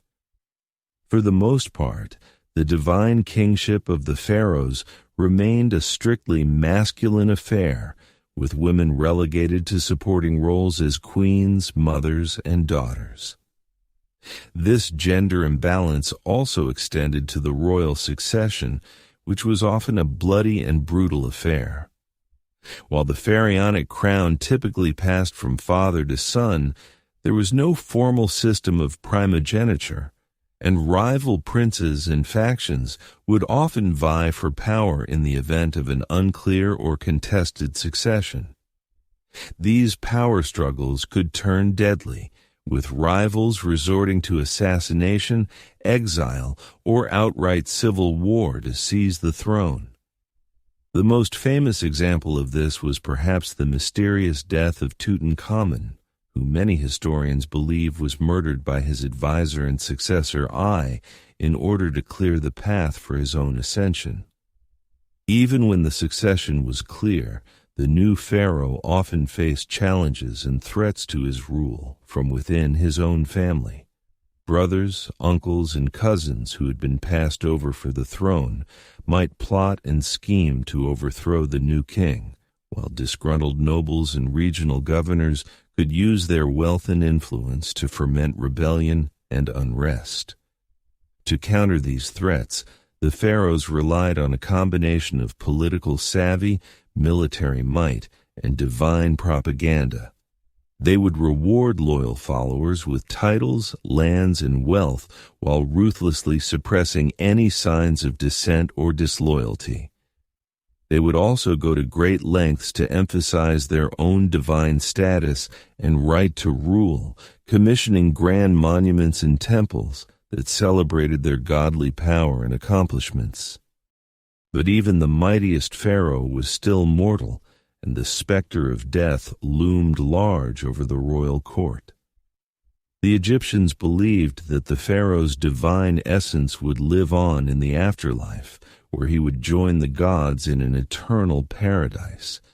But to achieve this immortality, the pharaoh's body had to be preserved and protected, along with all the trappings of his earthly power and status. This belief in the afterlife was the driving force behind the construction of the Great Pyramids, the massive tombs that have become synonymous with ancient Egyptian culture. These monumental structures were not just grand displays of wealth and power. They were also elaborate machines designed to launch the pharaoh's soul into the heavens and ensure his eternal life among the gods. The process of preparing a pharaoh for the afterlife was a long and elaborate one, beginning even before his death. As soon as a new pharaoh took the throne, work would begin on his tomb and mortuary temple, which could take decades to complete. The pharaoh would be intimately involved in the planning and design of these structures, choosing the location, the layout, and the decorative program that would adorn the walls. At the same time, the pharaoh would begin accumulating the vast array of grave goods and treasures that would accompany him into the afterlife.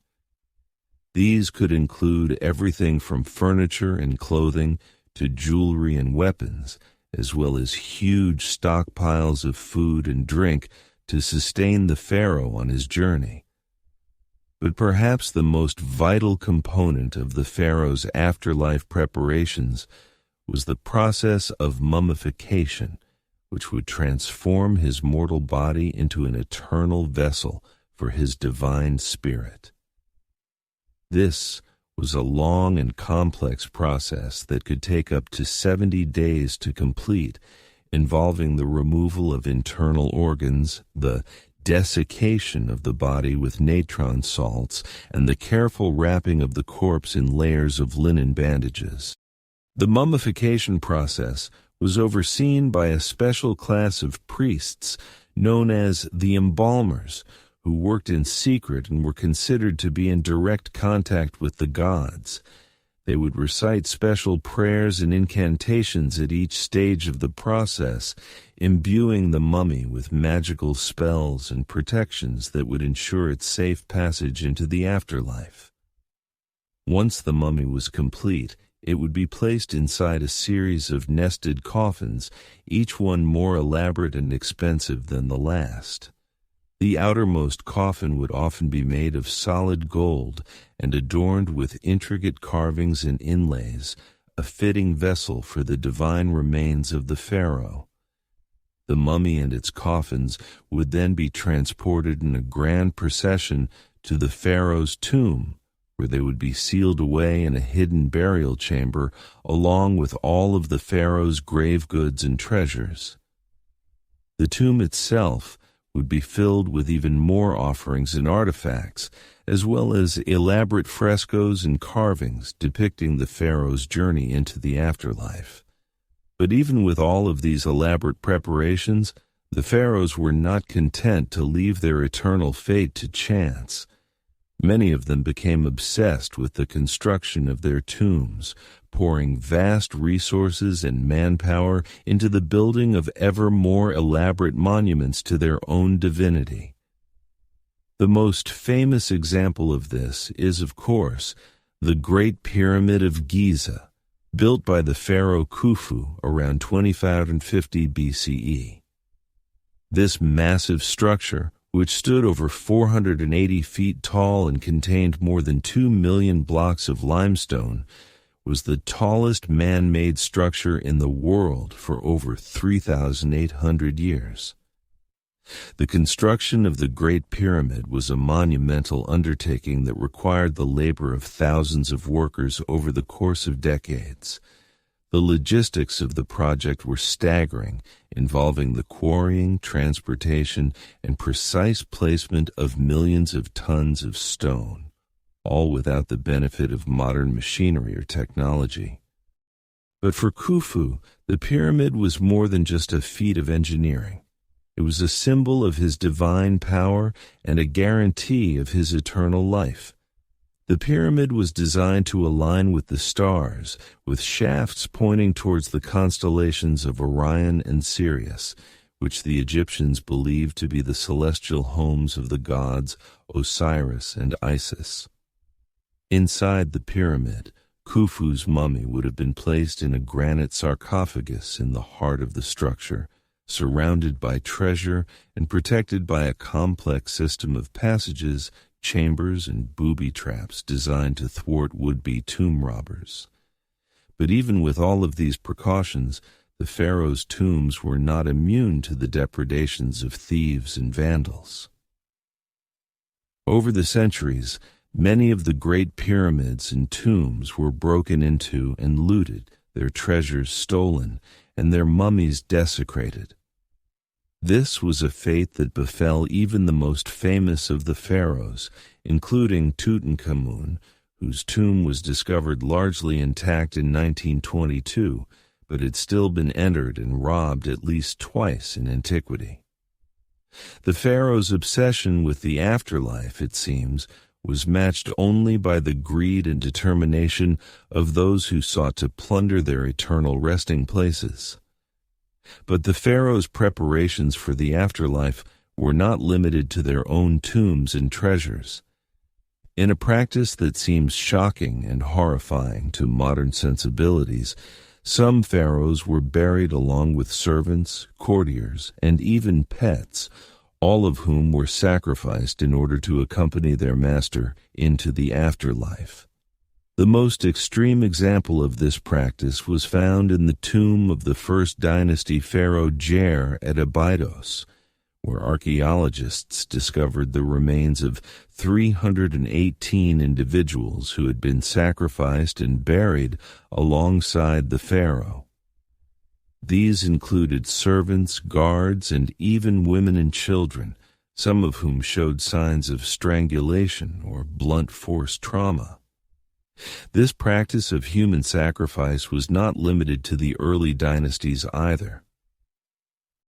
The tomb of the 12th dynasty pharaoh Amenemhat III at Hawara contained the remains of at least 5 young women who had been sacrificed and buried with the pharaoh, along with a menagerie of animals, including a monkey, a dog, and several ducks.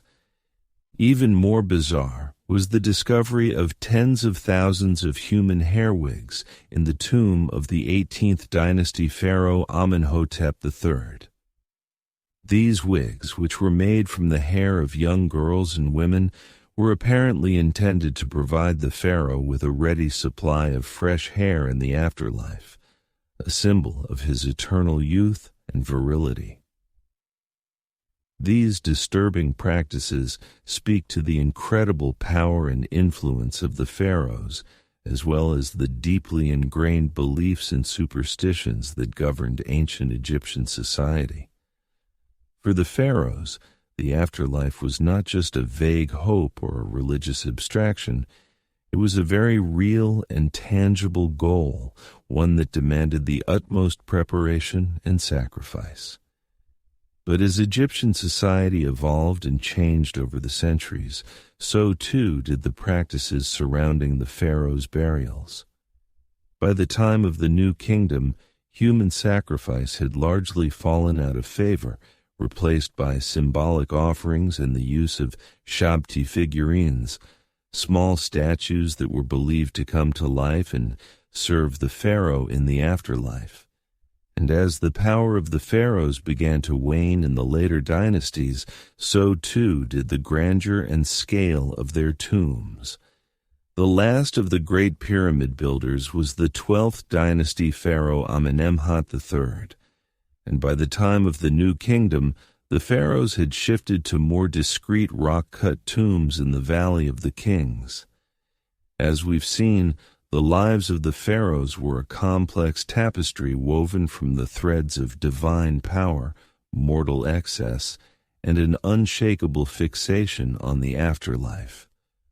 But perhaps no pharaoh embodies these themes quite as vividly as Ramesses II, also known as Ramesses the Great.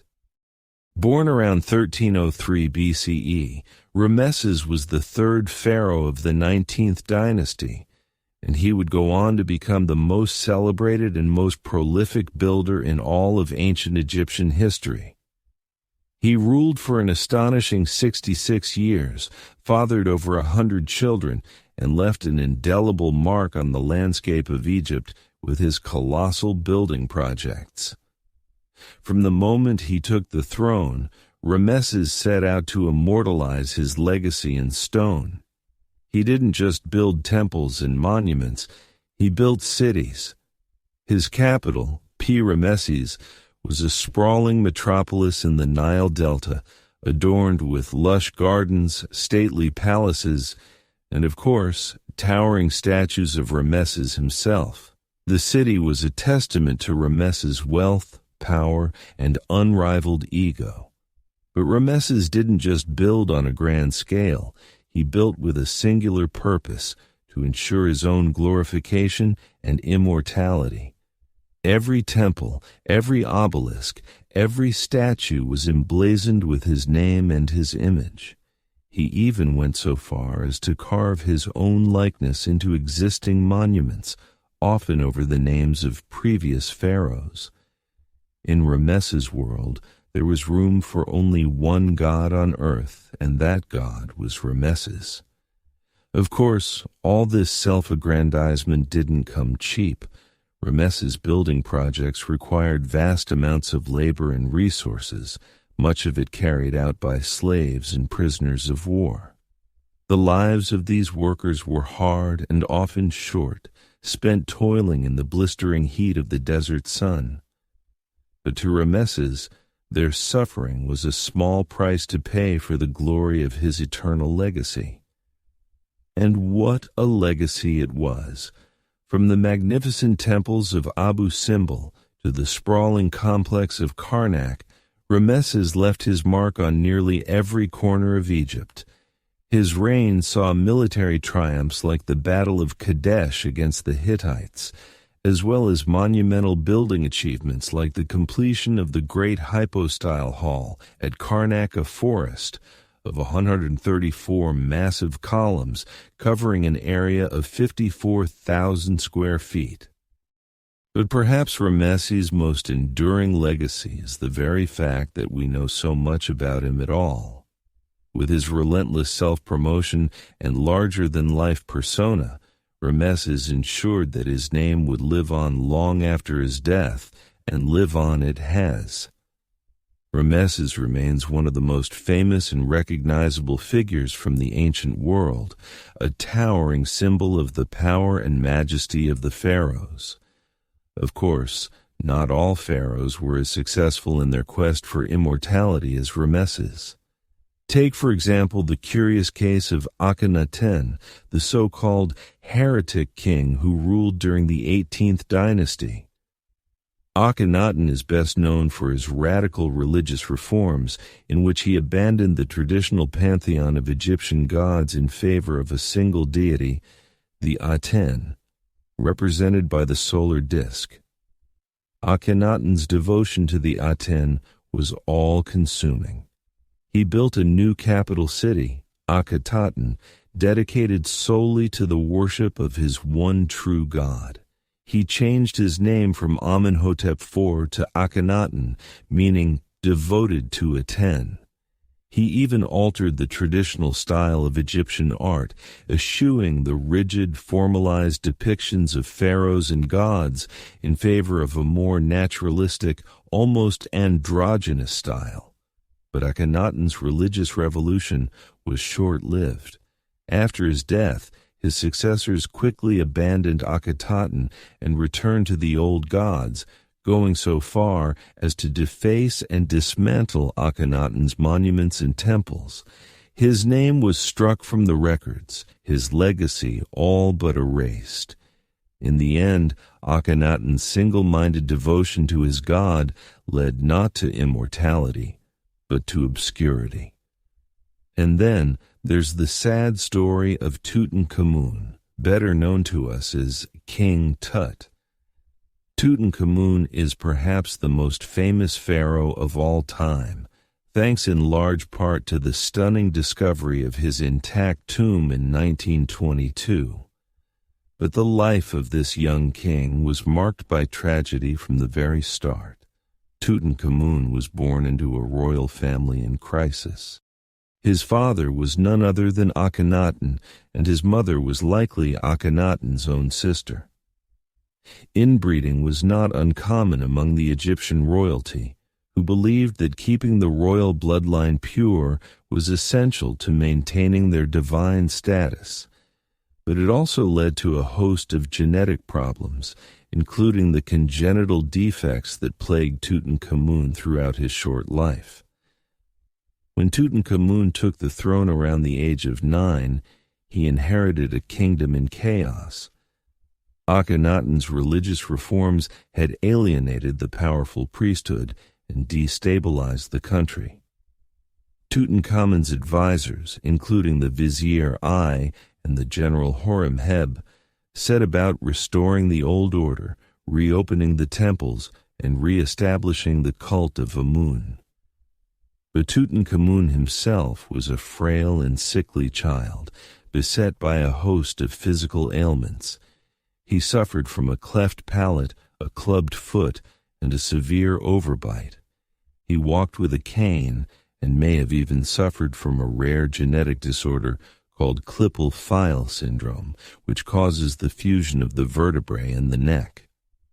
Despite his physical limitations, Tutankhamun did his best to fulfill his duties as pharaoh. He oversaw the restoration of the old temples and commissioned new building projects, including his own tomb in the Valley of the Kings. But his reign was cut tragically short. Tutankhamun died around the age of 19, possibly from an infection caused by a broken leg. The story of Tutankhamun is a poignant reminder of the human frailty that lurked behind the facade of divine power. For all their wealth and influence, the pharaohs were still mortal men, subject to the same flaws and weaknesses as the rest of us. And yet, through the enduring legacy of their tombs and their treasures, they achieved a kind of immortality after all, not as gods, but as enduring symbols of a fascinating and mysterious world that continues to captivate us to this day. As we've journeyed through the lives of these legendary rulers, from the excesses of Ramesses to the enigma of Akhenaten, to the tragedy of Tutankhamun, one thing becomes clear. The pharaohs were as complex and multifaceted as the civilization they ruled. They were gods and men, builders and destroyers, visionaries and tyrants. They lived lives of unimaginable splendor and opulence, but they were also haunted by the specter of death and the relentless pursuit of immortality. In the end, perhaps it is this very complexity that makes the pharaohs so endlessly fascinating to us.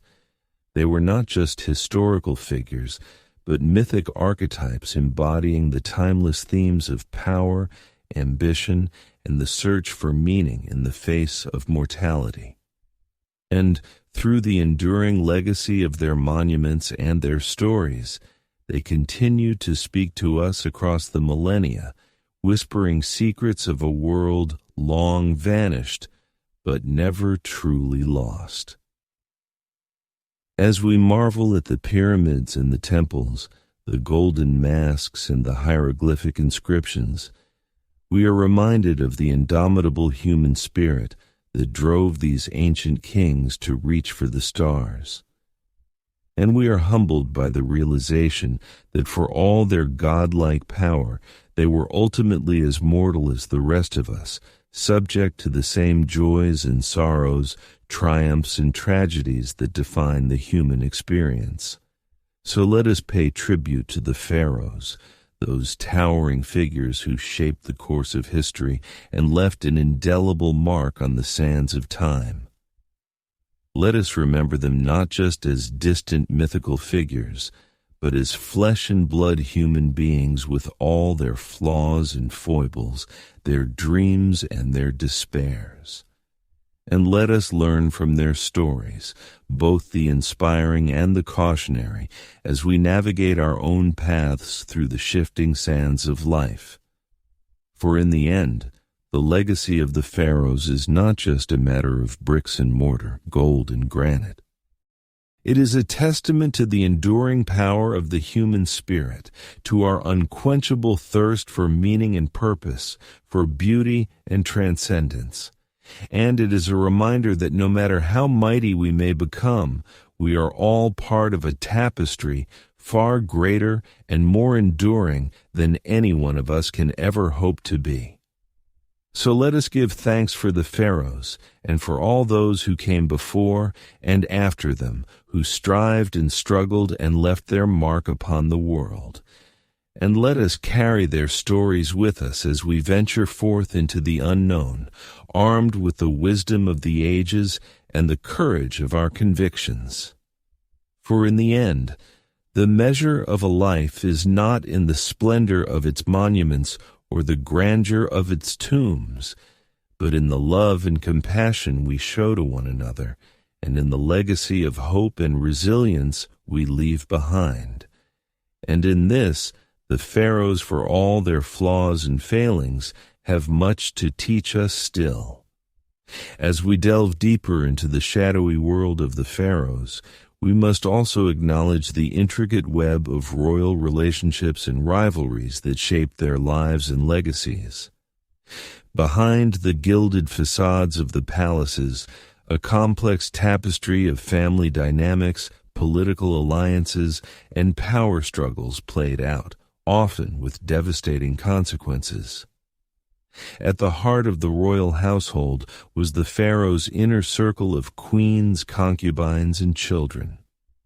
While the pharaoh was the supreme ruler, his queens could wield significant influence, particularly if they bore him a male heir. The great royal wife or chief queen held a privileged position and might even rule as regent if the pharaoh died before his successor came of age. Such was the case with Hatshepsut, who boldly assumed the full powers and regalia of a pharaoh herself after the death of her husband, Thutmose II. But alongside these influential queens were countless lesser wives and concubines who populated the royal harem. These women, often from noble families or foreign princesses sent to cement diplomatic ties, vied for the pharaoh's favor and the chance to bear his children. The royal court buzzed with gossip, intrigue, and shifting alliances as different factions jockeyed for position. Most disturbing of all were the instances of incest that occurred within the royal family. Pharaohs often married their own sisters or half-sisters, and occasionally even their daughters, to keep the royal bloodline pure. It was believed that the pharaoh, as a living god, could only beget a legitimate heir through union with another divinity, even if that meant keeping it in the family. This practice may have contributed to genetic disorders and abnormalities in some royal offspring. Of course, not all royal siblings married each other. Some rivalries between princes and princesses burned red hot, exploding into murderous power grabs. Take, for example, the suspected plot by Ramesses III's secondary wife Tia to assassinate the pharaoh and install her own son Pentawir on the throne instead of the chosen crown Prince Ramesses IV. Ancient papyrus court records paint a chilling picture of a harem conspiracy that ended in convictions and executions. Even the legendary Cleopatra VII, last of the Ptolemaic dynasty, was no stranger to ruthless family rivalries. She allegedly had her own younger sister, Arsinoe IV, murdered to solidify her claim to the throne. In a world where royal blood was both a ticket to power and a reason to be eliminated by one's rivals, perhaps the frequent depictions of the pharaoh smiting his enemies take on an even darker meaning. But beyond the backstabbing intrigues of the royal court, the pharaoh's family relationships could also be touchingly human. Ramesses II, for instance, honored his chief queen Nefertari with a lavishly decorated tomb and a magnificent temple at Abu Simbel. And even the oft-vilified Akhenaten, who upended Egyptian religion and art during his reign, is shown in tender scenes with his wife Nefertiti and their daughters. In the end, perhaps these familial bonds offered a bit of solace and sanity in the gilded cage of the royal palace. But make no mistake, being a pharaoh's relative was a double-edged sword that could cut short even the most regal life. From the incestuous unions to the cutthroat rivalries, the twisted family trees of the pharaohs bore strange and often poisonous fruit. The royal family was the most exclusive club in ancient Egypt, and possibly the most dangerous. As we turn now to examine the pharaoh's exalted role as a living god on earth, keep in mind the tangled human relationships that lurked beneath that lofty divine surface. The pharaoh may have been the sun around which the Egyptian universe revolved, but the gravity of family and political forces also yanked him in unpredictable directions, even as he strove to maintain cosmic order and harmony. In the worldview of the ancient Egyptians, the pharaoh was no mere mortal ruler. He, or in rare cases, she was a living god, the divine embodiment of the falcon-headed sky god Horus on earth. As the intermediary between the heavenly realm of the gods and the earthly domain of humans, the pharaoh played a vital role in maintaining Ma'at, the cosmic order, balance, and justice that held chaos at bay. This concept of divine kingship elevated the pharaoh to a superhuman status and imbued his every action with cosmic significance. From the moment of his coronation, when he assumed the double crown of Upper and Lower Egypt, the pharaoh ceased to be fully human and became a conduit for divine power. His word was law, his decrees were the will of the gods, and his very being was sacrosanct. One of the most visible manifestations of the pharaoh's divinity were the sprawling temple complexes that dotted the land. These weren't just places of worship, they were the earthly mansions of the gods, where the pharaoh performed sacred rituals to maintain the vital link between the human and divine spheres. The grandest of these temples, like the Karnak complex in Thebes or the Luxor temple downstream, were cities unto themselves, bustling with priests, craftsmen, and servants, all dedicated to serving the pharaoh god. Within these sacred precincts, the pharaoh would make offerings, recite incantations, and perform elaborate ceremonies to appease the gods and ensure the continued flow of divine blessings. The most important of these rituals was the daily rebirth of the sun, in which the pharaoh metaphorically merged with the sun god Ra to be reborn anew each morning. By participating in this endless cycle of death and renewal, the pharaoh helped to sustain the very fabric of the cosmos. But the pharaoh's divine status wasn't just a religious concept, it had far-reaching implications for Egyptian society and politics as well. As a living god, the pharaoh had absolute authority over his subjects. His word was law, and his commands were not to be questioned. Obedience to the pharaoh was equated with piety, and rebellion against him was tantamount to sacrilege. This godlike power could be intoxicating, and some pharaohs took their divine status to disturbing extremes.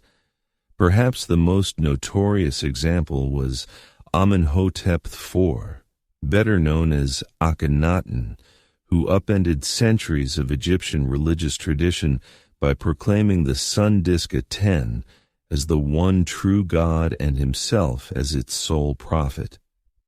In a burst of religious fervor, Akhenaten ordered the names and images of other gods to be erased, closed their temples, and even moved the capital to a remote desert site he called Akhenaten, or Horizon of the Aten. While Akhenaten's religious revolution was short-lived, it showcased the immense power and influence a pharaoh could wield as a divine ruler. The fact that he could single-handedly overturn the entire pantheon of Egyptian gods and impose a new state religion by sheer force of will speaks volumes about the pharaoh's godlike authority. But even in less tumultuous times, the pharaoh's divinity set him apart from the rest of Egyptian society.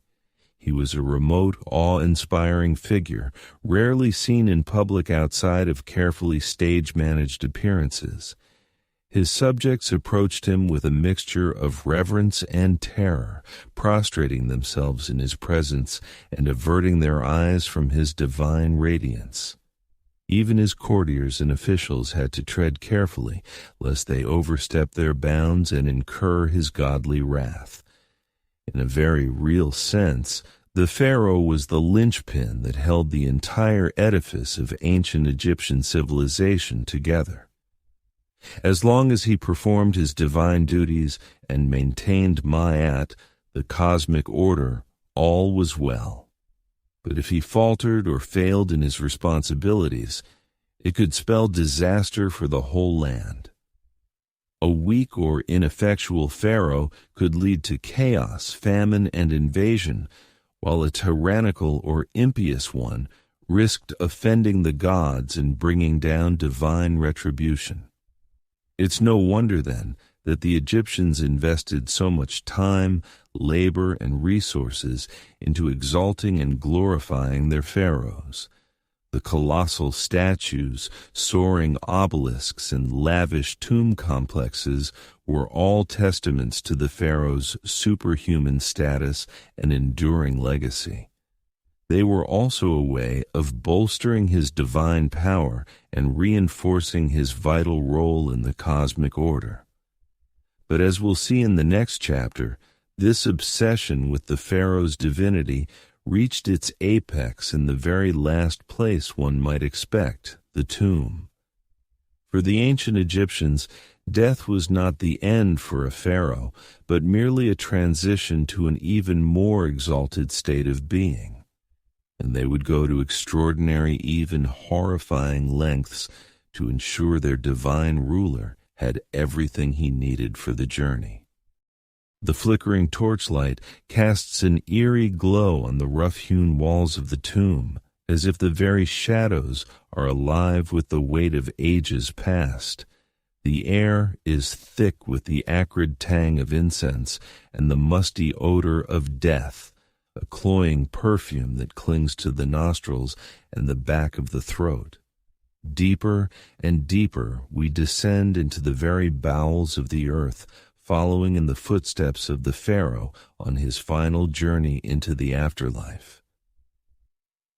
For the ancient Egyptians, death was not something to be feared, but rather a doorway to a new and glorious existence. They believed that life on earth was but a brief prelude to an eternal hereafter, where the deceased would dwell in paradise with the gods, feasting and making merry for all eternity. But to achieve this blessed state, one had to be properly prepared, both spiritually and materially. And no one was better prepared for the afterlife than the pharaohs. From the moment they ascended the throne, they began planning for their eventual demise with a single-minded focus that bordered on the obsessive. Vast resources were poured into the construction of their tombs and funerary temples, veritable cities of the dead that would serve as their eternal abodes. The most iconic of these, of course, are the great pyramids that loom over the Giza Plateau. These monumental structures, built during the Old Kingdom, were not just tombs, they were cosmic engines designed to launch the pharaoh's soul into the heavens to take its place among the stars. The pyramid's smooth, sloping sides were meant to evoke the primordial mound of creation, while its precise alignment to the cardinal points mirrored the order and symmetry of the cosmos itself. But even more vital than the tomb itself was the complex process of preparing the pharaoh's body for the afterlife. The ancient Egyptians believed that the physical form was just as important as the spiritual essence, and that the two had to be preserved together for eternity. And so, in the sacred rites of mummification, the pharaoh's corpse was transformed from a lifeless husk into a vessel for immortality. For 70 days the body was dried and desiccated with natron salt, its organs removed and carefully preserved in canopic jars. Then, in an elaborate ritual that could take weeks, the mummy was anointed with sacred oils, wrapped in countless layers of linen bandages, and adorned with protective amulets and jewelry. The face was often covered with a lifelike mask of gold and precious stones, an idealized portrait of the pharaoh in all his divine glory. But the pharaoh's journey was far from over. Once the mummy was complete, it had to be transported to the tomb in a grand funerary procession, accompanied by priests chanting hymns and spells to ward off evil spirits. The sarcophagus was then lowered into the burial chamber, surrounded by all the grave goods the pharaoh would need in the afterlife: furniture, clothing, jewelry, even food and drink to sustain him on his eternal journey. And here is where the pharaoh's preparations took a darker, more disturbing turn. For some rulers, it wasn't enough to be buried with mere objects. They wanted to be accompanied by actual living servants ready to attend to their every whim in the hereafter. These unfortunate souls, known as retainers, were often the pharaoh's most loyal courtiers and officials, hand-picked to serve him in death as they had in life. The practice of human sacrifice was not uncommon in the early dynasties of ancient Egypt, particularly during the First Dynasty. Archaeological evidence from this period reveals numerous subsidiary burials surrounding the tombs of pharaohs like Hor-Aha and Jer, containing the remains of servants, bodyguards, and even women and dwarves who were believed to have special powers. One of the most chilling examples comes from the tomb of King Jer at Abydos, where the remains of over 300 individuals were found buried in neat rows, like a macabre honor guard flanking the pharaoh's final resting place. Many of the bodies showed signs of strangulation or blunt force trauma, suggesting that they had been deliberately killed to accompany their ruler into the afterlife. But perhaps even more unsettling than the human sacrifices were the animal ones. Countless mummified cats, dogs, monkeys, and even lions have been found in Egyptian tombs, often lavishly wrapped and adorned like miniature pharaohs themselves. These beloved pets were believed to provide companionship and protection for their masters in the afterlife, a consolation prize of sorts for an eternity spent in the dark. And then there were the more bizarre grave goods, like the millions of human hair wigs found in some tombs. These elaborate hairpieces, made from the shorn locks of courtiers and slaves, were meant to ensure that the pharaoh always had a fresh coiffure, even in the afterlife. The ancient Egyptians believed that hair had magical properties, and that a full, luxuriant wig was a sign of vitality and power. But as the centuries passed, the practice of human sacrifice gradually fell out of favor. By the time of the New Kingdom, the idea of killing servants to serve the pharaoh in the afterlife was seen as barbaric and uncivilized. Instead, the Egyptians turned to more symbolic methods, like placing shabti figurines in the tomb to magically come to life and perform menial tasks for the deceased. Yet, even as the physical sacrifices faded away, the psychological toll of the pharaoh's obsession with the afterlife remained.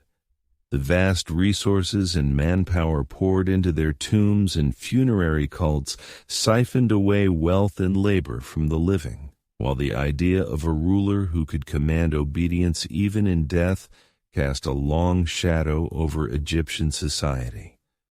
And in the end, for all their elaborate preparations and precautions, the pharaohs could not escape the ravages of time and tomb robbers. Many of their carefully constructed resting places were plundered and desecrated over the millennia, their mummies and grave goods scattered to the four winds. In a bitter irony, the very measures they took to ensure their immortality ended up being their undoing.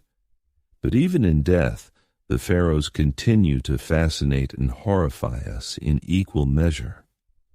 Their mummies, with their uncanny lifelike expressions and aura of ancient power, have become the stuff of legend and popular culture. And as we peer into their tombs and sarcophagi, we cannot help but feel a shiver of awe and revulsion at the lengths they went to in pursuit of eternal life.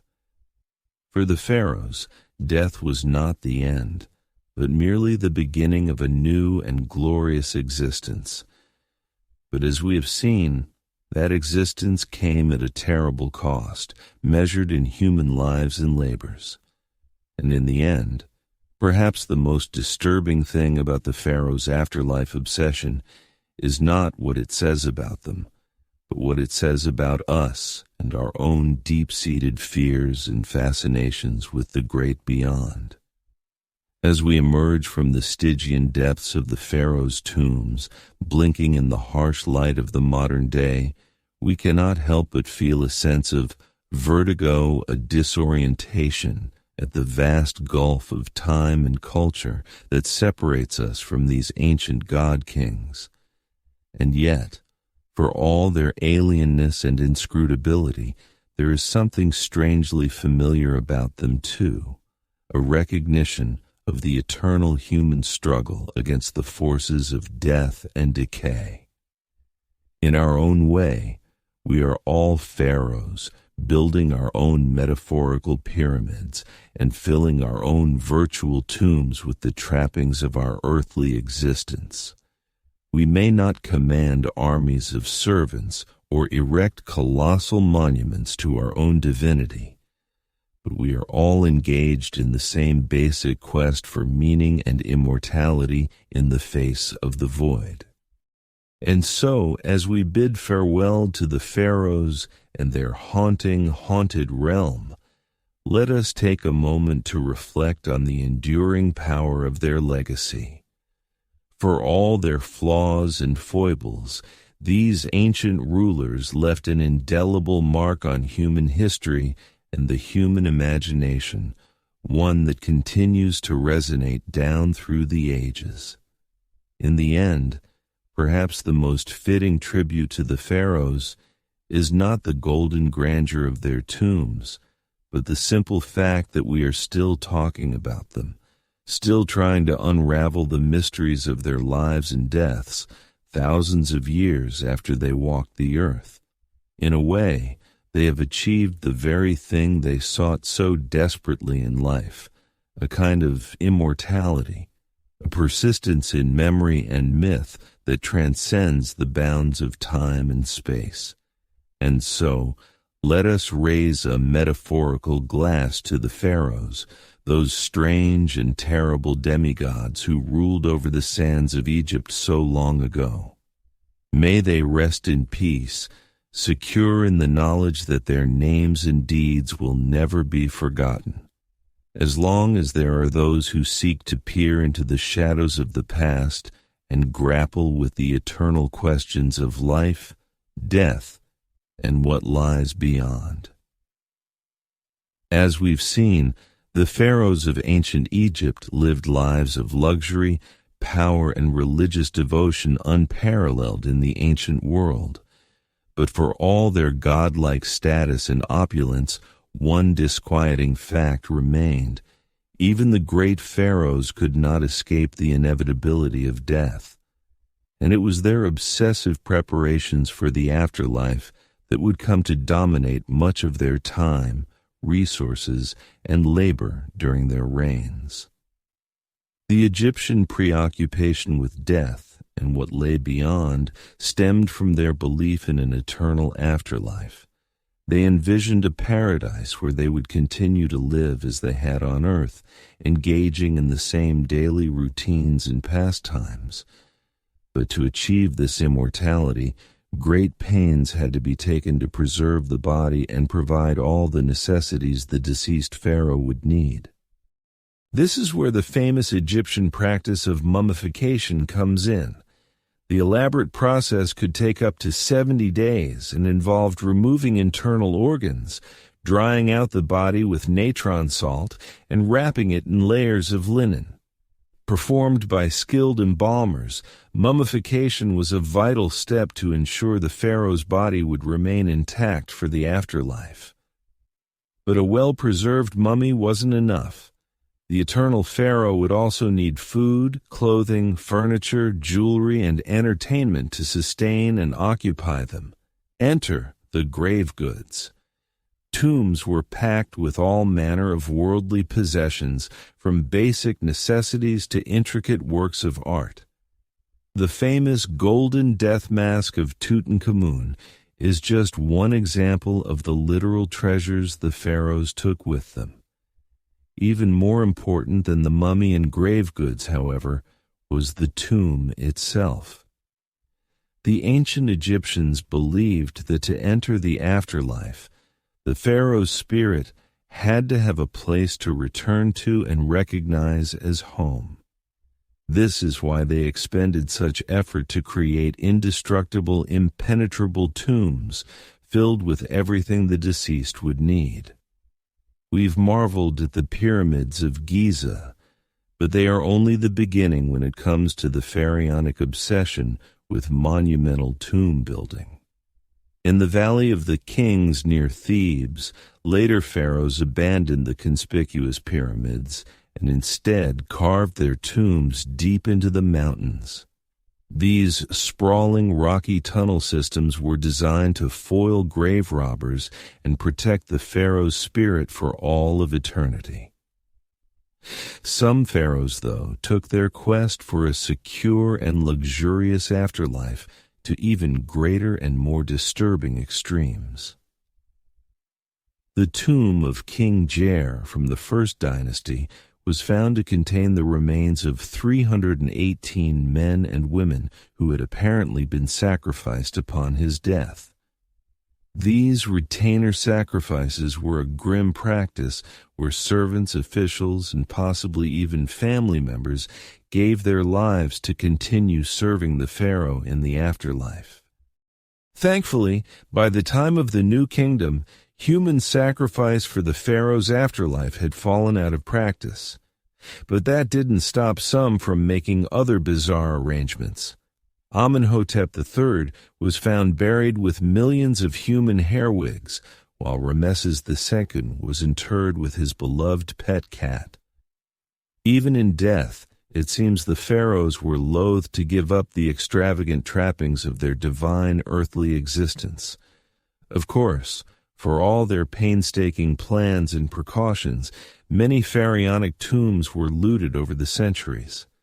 The fabulous treasures of Tutankhamun's tomb only survived because it was lost and forgotten. But that doesn't take away from the fascinating and, yes, disturbing lengths the pharaohs went to in their quest to cheat death and ensure their immortality. Their tombs, mummies, and the priceless relics interred with them have given us an unparalleled glimpse into one of history's most captivating and enduring cultures. And the mummies of the mighty pharaohs are still yielding their secrets today, thanks to modern archaeological science. CT scans and DNA testing are allowing us to virtually unwrap these ancient kings and queens and peer into their lives and lineages like never before. In a way, then, the pharaohs did succeed in securing their immortality, if not quite in the way they intended. Their mortal remains and belongings continue to enthrall and educate us thousands of years later. And as we unravel more mysteries of their world, we come that much closer to understanding the lives and minds of these legendary rulers who held sway over the Nile and still command our imaginations today. But no study of the pharaohs would be complete without also acknowledging some of the most famous and infamous individuals to wear the double crown of Upper and Lower Egypt. Legendary names like Ramesses the Great, the indomitable Hatshepsut, the sun-worshipping iconoclast Akhenaten, and the bewitching Cleopatra still conjure vivid images and have come to define our popular conceptions of Egyptian royalty. Ramesses II, or Ramesses the Great, was a king of the 19th dynasty and one of Egypt's most celebrated builders. Reigning for an astonishing 66 years, Ramesses left his mark on nearly every ancient Egyptian site, still standing from Luxor to Abu Simbel. His mummy reveals a man of regal bearing, strong features, and flaming red hair. And he is believed to have fathered over 100 children in his time. Now, that's a kingly legacy. And speaking of a royal family tree, one cannot forget the 18th dynasty pharaoh Akhenaten and his legendary wife Nefertiti. Coming to power around 1353 BCE, Akhenaten rocked the very foundations of Egyptian society by rejecting the traditional pantheon of gods to institute a monotheistic cult of the sun disk Aten. He even changed his name from Amenhotep IV to Akhenaten, or devoted to Aten, as part of his religious revolution. Aiding him in this spiritual shakeup was his beautiful and clever chief queen Nefertiti, whose famous painted limestone bust has come to symbolize ancient Egyptian glamour and intrigue. But the Aten experiment was short-lived. After Akhenaten's death, his son, a young king you may have heard of by the name of Tutankhamun, reversed his father's decrees and restored the old gods, condemning Akhenaten to the ignoble fate of having his name struck from official records and monuments. Of course, any mention of Egyptian rulers would be incomplete without Cleopatra, the last active pharaoh and Ptolemaic queen who has become the very archetype of the irresistible temptress. But Cleopatra was much more than a mere seductress. She was a brilliant politician, speaker of 9 languages, and a shrewd strategist who captivated the likes of Julius Caesar and Mark Antony. Though her reign ended with the fall of Egypt to Rome, Cleopatra's legend has only grown in the centuries since.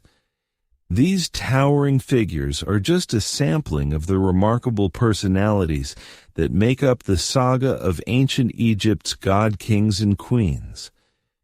Each of their lives contains enough drama, intrigue, and color to fill volumes, but they all embodied in one way or another the fascinating paradox of the pharaoh immortal who would be God, with one foot in the earthly realm and the other in eternity. It's this captivating duality, as well as the haunting remnants of their glittering world, that continue to enthrall us and draw us back to ancient Egypt time and again.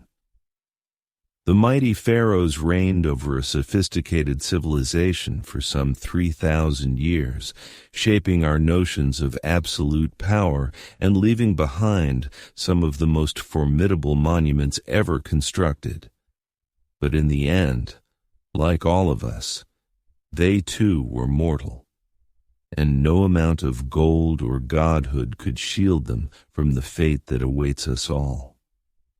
Within their tombs, temples, and mummies, they left tantalizing hints of their larger-than-life existence, shot through with the universal human hopes and fears we can all recognize. And that perhaps is their greatest legacy of all, the eternal reminder that even the most exalted among us desire nothing more than to be remembered. As we close this chapter on the lives of the pharaohs, take a moment to reflect on all we've uncovered, the sacred and the profane, the awe-inspiring and the unsettling.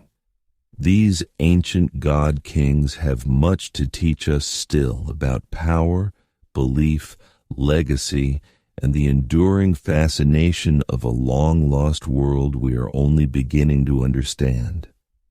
The mighty pharaohs, in all their dazzling, dramatic, and disturbing glory, will never cease to captivate us, inviting us to unravel the mysteries of their age and our own. And the inquiring mind will always heed the call to wade deeper into the past, where these legendary rulers await with their eternal secrets. As we've seen, the ancient Egyptian pharaohs lived lives of incredible power and privilege, but also darkness and brutality. From their opulent palaces to their obsessive preparations for the afterlife, these divine rulers shaped every aspect of their kingdom's culture, religion, and history. Even today, thousands of years later, the pharaohs continue to captivate us with their larger-than-life personalities, their monumental building projects, and the enduring mysteries they left behind.